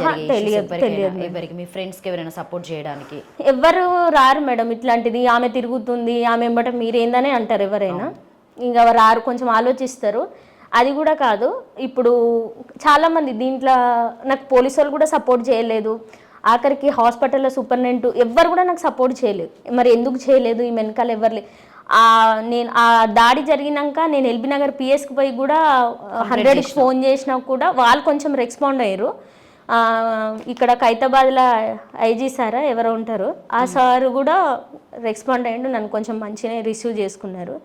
ఇప్పుడు నేను చెప్తున్నా అన్నంత మాత్రాన వాళ్ళు చెడ్డోళ్ళు కాదు. ఇప్పుడు నేను చెప్పాలంటే ఐజీ సార్ గురించి కూడా తప్పుగా చెప్పొచ్చు, నీలోఫర్లో మొత్తం తప్పుడోళ్ళు అనే చెప్పొచ్చు. నేను ఎవరి గురించి చెప్తలేదు, నాతోటి ఎవరు ఇబ్బంది పడ్డా వాళ్ళ గురించి చెప్తున్నా. ఇప్పుడు నేను కామేశ్వరరావు తోటే ఇబ్బంది పడ్డా, నేను అక్కడ ఇంకెవ్వరితోటి కూడా ఇబ్బంది పడలేదు. పిఎస్ లో అదే అప్పలనాయుడు నన్ను అన్నాడు, పెద్దోళ్ళతో పెట్టుకునేటప్పుడు బుద్ధి లేదా తెల్లగా నన్ను అన్నాడు. సూపరింటెండెంట్ ఛాంబర్లో కూర్చొని అన్నాడు, సూపరింటెండెంట్ సార్ నాకు చెప్పి కేసు వేసినావా అని మాట్లాడిండు. అప్పటికప్పుడు వాళ్ళు మాటలు మారుస్తున్నారు అక్క. ఎవరు చెప్పుకోం చెప్పు. ఇప్పుడు ఈ అమ్మాయి వచ్చి ఇంత ఎలిగేషన్ చేసినప్పుడు దీంట్లో ఎంత నిజం ఉందని ఎవరు ఎందుకు తెలుసుకోవాలి? మీ డిపార్ట్మెంట్ వాళ్ళు. ఆఖరికి ఆ యజమాన్యం వాణ్ణి కామేశ్వరరావు తప్పున్నప్పుడు కామేశ్వరరావునే వెనకేసుకొని తిరుగుతున్నారు. కానీ మరి మేమున్నాం, నువ్వు రా బిడ్డ, మేము చెప్తాం, నీకేందో నీ బాధ ఏందో మాతో చెప్పుకో, మేము లేమా అనేసి ఎందుకు పిలవలేదు మీరు? Hello madam. మేడం నమస్తే. అంటే ఇప్పుడు మీకు ఏం లేదు ప్రాబ్లం, అంటే మాకు పెద్ద ఫ్యామిలీ కదా, యూట్యూబ్ లో కొడుతుంటే అందరూ వస్తుంది, గలీజ్ గా అనిపిస్తుంది అంటున్నాను. ఓకే ఓకే, ఏం ప్రాబ్లం ఉండదు, మీది ఏం ఫేస్ ఉండవు, నేను ఏం అట్లా ఏం చేయ, జస్ట్ జనరల్గా ఏం జరిగింది అనేది నాకు ఒక్కటి చెప్పండి అంతే. ఏం లే మేడం, ఇంకా ఎట్లా అంటే కొంచెం టార్చర్ గా ఏముంది, కొంచెం మంచి మనసులో కనబడ్డారంటే ఇంకా సూపర్వైజర్లు వచ్చి లేడీస్ మాట్లాడడము, ఇది చేయడము, సార్ పిలుస్తున్నాడు మరి వెళ్ళండి అట్లా ఇట్లా అని అన్నాడు. అంటే మనకు చేయడానికి వెళ్ళలేదు కదా, మనం కష్టపడడానికి వెళ్ళినాం మనము. అవునవును మేడం. ఒకటి ఏంటంటే ఇప్పుడు సారు జనరల్గా మనల్ని అందరిని ఆఫీస్లో పనిచేసేటప్పుడు మాట్లాడడానికి అట్లు ఇట్లు పిలుస్తూ ఉంటారు, మిమ్మల్ని మాట్లాడడానికి విరిసిందా పర్టిక్యులర్గా? అది మాట్లాడడానికి అంటే వేరు, ఈ మాట్లాడడానికి పర్సనల్ గా అంటే వేరు కదా మేడం. అవును, అంటే మీకు చెప్పేదా పర్సనల్ గా రండి నా రూమ్ లోకి అని పిలిచిండా ఎక్కడికైనా? ఆయన వీళ్ళు లేడీస్ తోనే చెప్పిపించేది. లేడీస్ తోనే, అక్కడ పనిచేసేటోళ్ళతోనే? ఎవరు వాళ్ళ మాట ఎవరు వింటారో వాళ్ళు వచ్చి మాకు చెప్పారు ఫస్ట్. ఓకే, ఎవరైతే ఆయనకి మంచితనంగా ఉండేటోళ్ళను మీ దగ్గర పంపించేటోడు ఎవరు కావాలంటే వాళ్ళ దగ్గరికి. అక్కడ మీరు ఎంతమంది పనిచేసేటోళ్ళు? అందులో చాలా మంది ఉన్నారు మేడం, ఒక్క రన్నింగ్ లేదు. చెప్పిన వాళ్ళు బయటపడుతున్నారు, చెప్పిన వాళ్ళు లోపల ఉంటున్నారు, అంతే. ఆడ మాత్రం జనరల్ గా వర్క్ చేసేటోళ్ళు ఎంతమంది ఉంటారు మేడం అక్కడ? 500 పైన ఉంటారు అంట మేడం. 500 పని మీద ఈయన హెడ్ అన్నట్టు మీకు ఇప్పుడు కామేశ్వర్ హెడ్. ఇక ఆయనకి ఎవరు నచ్చితే వాళ్ళని పిలవడం, మాట్లాడడం, రాకపోతే ఇంకా వాళ్ళని జాబ్లకి వెళ్ళి తీసేయడము. ఏదైనా టార్గెట్ పెట్టాలి, తీసేయాలి, కడుపుల మీద కొట్టాలి. ఇప్పుడు 5-6 నెలల కొలిగి ఇండ్లలో కూర్చున్నాం, డ్యూటీ లేదు, ఇండ్లలో పనులు అంటే చేయలేకపోయిన వాళ్ళకి ఇట్లా ఉంటాం కదా మేడం కొంచెం. అవునవును. ఇప్పుడు 5 నెలల నుంచి 6 నెలల నుంచి ఇండ్లలో కూర్చోబెట్టి. ఇప్పుడు మీరు కూడా వెళ్ళడం లేదా మేడం? మేడం మీరు కూడా వెళ్ళడం లేదు ఇక జాబ్ కి? లేదు, వెళ్ళడం లేదు. అంటే 2 days అన్ని పెడతారు, 2 days కంటే ఎన్ని రోజులు వేకైతే ఇక తిప్పించుకుంటారు. మీరు పిలిచినప్పుడు మీరు ఇది చేస్తలేరు, ఇంకేదో ఒకటి ఇట్లా ఒంకులు పెడతా ఉంటారు ఇక వాళ్ళు. అంటే ఇప్పుడు ఆయన ఖచ్చితంగా పిలిచిన వాళ్ళు అంటే మనం మనలో మనం ఖచ్చితంగా వెళ్ళి ఆయనతోని పడుకున్న వాళ్ళకే ఇక జాబ్ అన్నట్టు, లేకపోతే ఇక పంపించేసడమే అంతే. ఇప్పుడు మిమ్మల్ని పర్సనల్గా అంటే మిమ్మల్ని ఎవరితో పిలిపించడం జరిగింది? ఆడున్న లేడీస్, వాళ్ళు ఉన్న దగ్గర ఉన్న వాళ్ళు, అంటే మీరు వెళ్ళి మళ్ళీ మాట్లాడడం జరిగిందా కామేశ్వర్తో? మాట్లాడినాం. అంటే మాకు నచ్చదు అన్నా. ఏమన్నాడు? నచ్చదు అంటే ఏమైతుంది, నీకు ఏం కావాలంటే అది ఇస్తాం కదా, ఏమైతుంది? ఏం కావాలంటే ఏమి అంటే దానికోసమే మనుషులను పని చేస్తారా? డ్యూటీ కావాలంటే ఇంకా అట్లా ఉండాలి, లేకపోతే లేదు. అంటే మీరు ఎక్కడన్నా ఎవరితోనైనా చెప్పడం జరిగిందా మేడం? మీ ఫ్యామిలీ మెంబర్స్ కైనా ఎవరికైనా షేర్ చేయడం? లేదు మేడం, మా పెద్ద ఫ్యామిలీ, ఏదో పరిస్థితులు ఇవి ఉన్నాయని మేము డ్యూటీలు చేస్తున్నాము. ఫ్యామిలీలో చెప్తే ఊకుంటారా? సంసారాలు పోతాయి మావి. మళ్ళీ అక్కడ ఏం తప్పు చేసినా చేయకపోయినా కూడా మీరు తప్పులో పడిపోతారు అంతే ఒక మాటతోనే. పడిపోతాం. అర్థం చేసుకోండి మేడం, మీరు ఇట్లా ఒక లేడీస్ ఏ మాట అలాంటిగా అవునవునవును. అర్థం చేసుకోండి మీరు. పాపం ఆమె బయట పడ్డది, మేము పడలేము అంతే. ఇంట్లో ఎందుకు బంద్ చేసేదంటే ఏదో ఒకటి కారణం నుంచి అని చెప్పుకున్నాం ఇంట్లో అంతే. ఇంకా ఓకే మేడం. ఇప్పుడు యూట్యూబ్ లో అవన్నీ చూస్తే ఇట్లా అట్లా ఉంటే అట్లనే ఉంటారేమో అందరు లేడీస్ లని ఇంకా టార్చర్ పెడతారు కదా మేడం. ఇంతవరకు ఇప్పటికీ చాలా మంది మానుకున్నారంట డ్యూటీలు. అవునవునా మేడం. అయితే మేడం నాకు ఒక డౌట్ ఏంటంటే ఇప్పుడు మీరు అక్కడ ఎన్ని ఇయర్స్ పని చేశారు? మేము 3 years అయింది మేడం. 3 years. ఆ 3 years ముందు నుండి కామేశ్వర్ ఉన్నాడా, తర్వాత మీరు వచ్చిన తర్వాత వచ్చాడా ఆయన? తర్వాత వచ్చాడు. తర్వాత వచ్చాడు. అంత ముందు ఉండేది. ఓకే, అంత ముందుకు ఎవరున్నారు మీకు? కిరణ్ సార్ ఉండే మా కాంటాక్ట్. ఆయన బాగానే చూసుకునేవాడా? అతను మాట్లాడే విధానము, మీతో ఉండే విధానం చూసుకున్నాడు మేడం. ఆయన ఏమని వచ్చిందో ఆయనని సైడ్ కి జరిపేసి ఈయన మొత్తం కబ్జా కట్టేసుకున్నాడు ఇక. ఓకే. అది ఏం కావాలంటే అంత ప్రూఫ్లు చెప్తారు మేడం. ఏమంటే యూట్యూబ్ లో అలా పెట్టొద్దు, మీకు రెగ్యులర్ గా మీకు ఒక న్యూస్ అనేది దొరికిపోతుంది అంతే. ఓకే.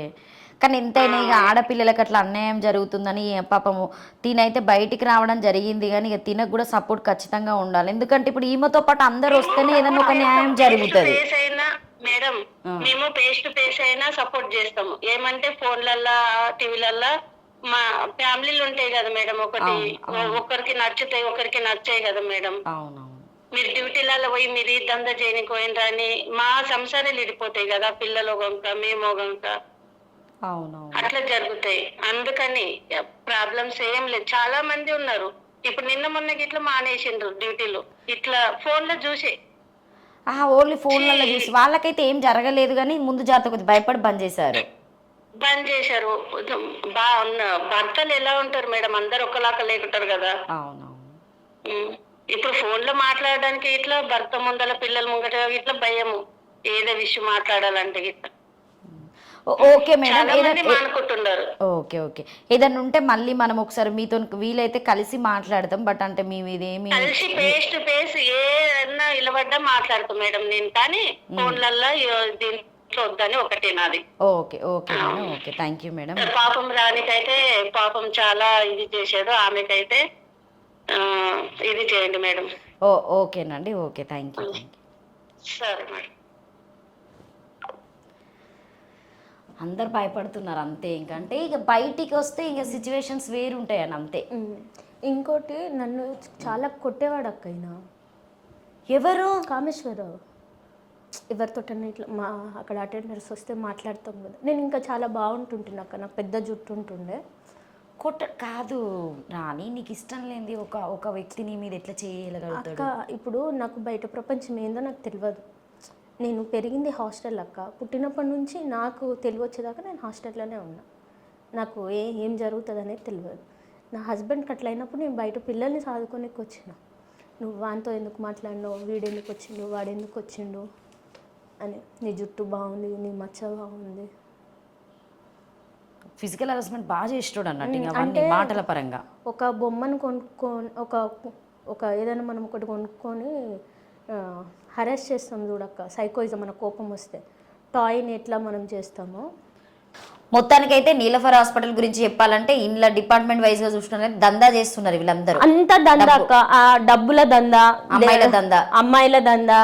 ఆడ అవుట్ సోర్సింగ్ లో జాబులు కావాలన్నా పైసలు ఇవ్వాల్సిందే. అంతా ఒక మాఫియా లాంటిది అక్క. దాని వెనకాల ఎవరు ఉన్నారో ఎవరు లేరో మనకు తెలియదు. కానీ ముఖ్యంగా నేనైతే ఒకటే చెప్తున్నానండి, అంటే ఆడపిల్లలు ఎవరైనా కూడా ఎక్కడి నుండో వచ్చేసి అయితే కష్టపడి డబ్బులు సంపాదించుకొని ఎంతో కొంత దాచిపెట్టుకొని పేరెంట్స్కి ఇవ్వాలి, లేకపోతే పెళ్ళికి సెట్ చేసుకోవాలి, లేకపోతే వాళ్ళ చదువుల కోసం అని చెప్పేసి ఎంతో బాధపడుతుంటారు. కొంతమంది ఏంటంటే పిల్లలు మేము ఇంత కష్టంలోకి వెళ్ళి వచ్చినాం, మా పిల్లలైనా మంచి పొజిషన్లో ఉండాలని చెప్పేసి. ఇప్పుడు రాని వాటి దానిలోనైనా నేను చదువుకోలేదు, సో చాలా తక్కువ చదువుకున్నా, నాకు పేరెంట్స్ లేరు, నేను చిన్నప్పటి నుండి అనాథాశ్రయంలో పెరిగిన, అట్లా నేను లవ్ మ్యారేజ్ చేసుకుని ఇన్ని ప్రాబ్లమ్స్ అయినా మా ఆయన పరిస్థితి ఇలా అయిందని చెప్పేసి ఆ అమ్మాయి కూడా ఒక 12,000 జీతానికి ఇట్లా ఆమె హార్డ్ వర్క్ చేస్తూ ఉంటే ఈ కామేశ్వరరావు గారు అనేది అలా చేయడం అనేది చాలా దరిద్రమని చెప్పొచ్చు అండి. ఎందుకంటే అమ్మాయికి నాన్న ఏజ్కి సంబంధించినటువంటి వ్యక్తి. ఖచ్చితంగా ఇది ఎక్కడికి వెళ్ళినా నేనైతే కంపల్సరీగా ఈ అమ్మాయిది నేను టేక్ ఓవర్ చేయడానికైతే రెడీగా ఉన్నా. చూద్దాం. నేనైతే 100% కామేశ్వర్ గారి అడ్రస్ తెలుసుకొనైనా వాళ్ళ ఇంటికి వెళ్తా, మాట్లాడతా. సో మా తరపున రానికి ఎంతో కొంత అయితే మేము ఎవరి దగ్గర నుండైనా హెల్ప్ చేయడానికైనా మేము ఖచ్చితంగా ముందుకెళ్తాం. సో మీరు కూడా ఎందుకంటే తనకి 2 పిల్లలు ఉన్నారు, తనకి ఎవరు సపోర్ట్ అయితే లేదు. మీరు ఈ వీడియో తెలిస్తే క్లియర్గా తెలుస్తుంది అమ్మాయి గురించి. ఫోన్పే నెంబర్ అయితే మేము వేయడం జరుగుతుంది. సో మీరు ఎంతైతే ఆమెకు హెల్ప్ చేయాలనుకున్న వాళ్ళు హెల్ప్ చేయండి. అది కూడా మీరు కామేశ్వరి తెలిసిన తర్వాతనే మీరు అమ్మాయికి హెల్ప్ చేయండి. ఎందుకంటే ఒక్కరి వాట మనం వినడానికి ఉండదు ఏదైనా కూడా. బట్ కొంచెం వరకు ఆమెది పోలీసులు ఇప్పుడిప్పుడే కొంచెం ముందుకు వచ్చి మాట్లాడుతున్నారని అయితే చెప్పడం జరిగింది. ఎంతవరకు వస్తుంది ఇది మీరు కూడా ఎవరైతే అమ్మాయిలు ఉన్నారో రాణిలాగా ముందుకు వచ్చి చెప్పండి. ఎందుకంటే మీరు చెప్పడం వల్లనే ఇంకొక అమ్మాయి కూడా సో ఇట్లా జరుగుతుందా అని చెప్పేసి ఈ తరం ఉన్నటువంటి అమ్మాయిలు తెలుసుకోవడానికి ఉంటుంది కాబట్టి సో రిక్వెస్ట్, ఈ వీడియోకి మీరు ఖచ్చితంగా రాణికి సపోర్ట్ చేయండి. So thank you. ఏం లేదు మేడం, ఇప్పుడు ఆడికి డ్యూటీకి వెళ్ళినప్పుడు డ్యూటీని మాత్రమే చూడాలి. ఈ సెక్సువల్గా రావాలి, ఫిజికల్గా రావాలంటే ఏ ఆడపిల్ల రాదు. ఆ పనే చేయాలనుకుంటే రోడ్డు మీద మస్తు ఉన్నాయి మేడం, అవునా కదా? ఆ పనే చేయాలనుకుంటే ఇప్పుడు నీ దగ్గరకు వచ్చి ఫ్రీగా పడుకునే బదులు ఆడ డబ్బులు ఇచ్చి పడుకోవచ్చు. ఆ మైండ్ సెట్ మార్చుకోవాలి. ఒక ఆడపిల్ల బయటకు వచ్చినప్పుడు అందరూ అదే రకంగా ఉండరు, అందరూ అదే పనికి రారు. కష్టం చేసుకొని బయటకు వచ్చిన ఆడపిల్లలకు అండగా ఉండండి. ఏదో మీరు పైసలు ఇంట్లోకి వెళ్ళి ఇవ్వమని నేను అన్నాను. కష్టం చేసుకో బిడ్డ, నీకు ఏమైనా ఉంటే నేను ఉన్నాను నీ వెనకాల, నాకు చెప్పు నీ ప్రాబ్లం ఏందో అని చెప్పమనండి. అప్పుడు ఏ ఆడపిల్ల అయినా సుఖంగా బతుకుతుంది మేడం. అమ్మ నాన్న లేరు అనేది నాకు ఇంతకుముందు అప్పుడు నాకు బాధ అనిపించలే. నేను చిన్నగా ఉన్నప్పుడు నాకు లేరు, అది లేరు, ఇది లేదని నేను బాధపడలే. ఇప్పుడు అనిపిస్తుంది ఈ సమాజమే సరిగ్గా లేక మేము ఇట్లా అయిపోయినాము అనేసి. అమ్మ నాన్న లాంటి వాళ్ళు కడుపులో పెట్టుకోవాల్సిన వాళ్ళే వేరే రకంగా చూస్తుంటే ఇంకేం చెప్పాలి మేడం? మేము ఎవరికి ఏం చెప్పేటట్లేదు, మా తలరాత ఇట్లుంది. ఇంకొకటి, నేను ఇట్లా క్యాస్ట్ పేరుతో అయితే చాలా రకంగా తిట్టిండు మేడం, చాలా అంటే చాలా. అసలు ఆ మాటలు నేను చెప్పుకోలేకపోతున్నా. ఎప్పుడు ఎవరితోటి చూడు వాళ్ళు చేపించిరు, వీళ్ళు చేపించిరు, వేరే వాళ్ళు ఎందుకు చేపిస్తారు నాతోటి? ఏం అవసరం? నువ్వేం చేయండి వాళ్ళు చేపిస్తారా? లేకపోతే నేను చేస్తానా? లేదు కదా. నువ్వు నీ గుండెల మీద చేసుకో. నువ్వు తప్పు చేయలేదన్నాను, నేను ఇది చేయగలుగుతా. కానీ ఆయన ఒక్కడే మేడం ఆ నీలోఫర్ మొత్తంలో నడిపేద్దంతా ఆయన ఒక్కడే. ఆయనకి ఇంకేదైనా సపోర్ట్ ఉన్నారు అనుకుంటే ఎవరో ఒకరు, ఇంకా ఎవరు ఉంటారు? కంపెనీ వాళ్ళే ఉంటారు. అంత తప్పు చేసినప్పుడు అదే రోజు పిలిచి ఏం జరిగిందని అడగలేదు కాబట్టి వాళ్ళే ఉంటారు. ఇంకా హనుమంత్ రెడ్డి 4-5 సార్లు వేసుకొని తిరిగిండు. ఆ 2.5 కోట్ల టర్నోవర్ అంటే మాకు మస్తు పైసలు ఉన్నాయి, ఎవరి బతుకుతోటైనా మేము ఆడుకుంటాం, మా కాళ్ళ కింద చెప్పులు. ఈయన అనడం కాకుండా ఇంకా వెనకాల నుండి వాళ్ళు నడిపిస్తున్నట్టే కదా. ఇప్పుడు వరకు కూడా మేడం నాతోటి వాళ్ళు మాట్లాడలే. ఎవరెవరినో పంపించి కాంప్రమైజ్ చేసుకో పిల్లల్ని నా పిల్లల్ని మీరెందుకు చదివించాలి? నా పిల్లల్ని నేను చదివించుకోలేనా? వాళ్ళకు 4-5 ఏళ్ళు ఉన్నప్పుడు వాళ్ళ నాన్నకు అట్లయింది. నేను ఎంత కష్టపడితేనే కదా వాళ్ళు ఆ స్థాయికి వచ్చి ఉంటారు, అవునా కదా? మీ ఆయన మాట్లాడతారా? నోటి మాట మాట్లాడతారు. నువ్వు జరిగిన సిచ్యువేషన్ చెప్పుకున్నావు ఆయనకి? చెప్పుకోలేదు, టైం వచ్చినప్పుడు చెప్తా. ఇంకా తెలియదు, ఆయన దగ్గర ఫోన్ ఉండదు కాబట్టి పెద్దగా ప్రాబ్లం అనిపించలేదు. ఇప్పుడు నీకు ఫోన్ చేయడం, బయటికి వెళ్తే అట్లా ఏమి ఉండదా? ఏం చేయదు. నువ్వు జాబ్ చేస్తున్నావు అని తెలుసా? జాబ్ చేస్తున్నాను తెలుసు, చూసుకుంటుంది నన్ను, పిల్లల్ని బాగా చూసుకుంటుంది అని అంటారు. ఇంకా వేరే ఏమన్నారు ఆయన. కాబట్టి నాకు ఆయనతోటి ప్రాబ్లం లేదు. కానీ నిజంగా రాని అంటే నీలాంటిదైతే ఎవరికి రావద్దు అంటే చెప్పుకోవడానికే చాలా ఘోరంగా ఉంది. పట్టుకొని ఏడవనికి కూడా నాకు మనిషి లేకుండా ఉండే తెలుసా మేడం. ఇప్పుడు నేను బయటకు వస్తున్నా కాబట్టి మీలాంటి వాళ్ళు ఇంకోళ్ళు లాంటి వాళ్ళు మేము ఉన్నామని చెప్తున్నారు. కానీ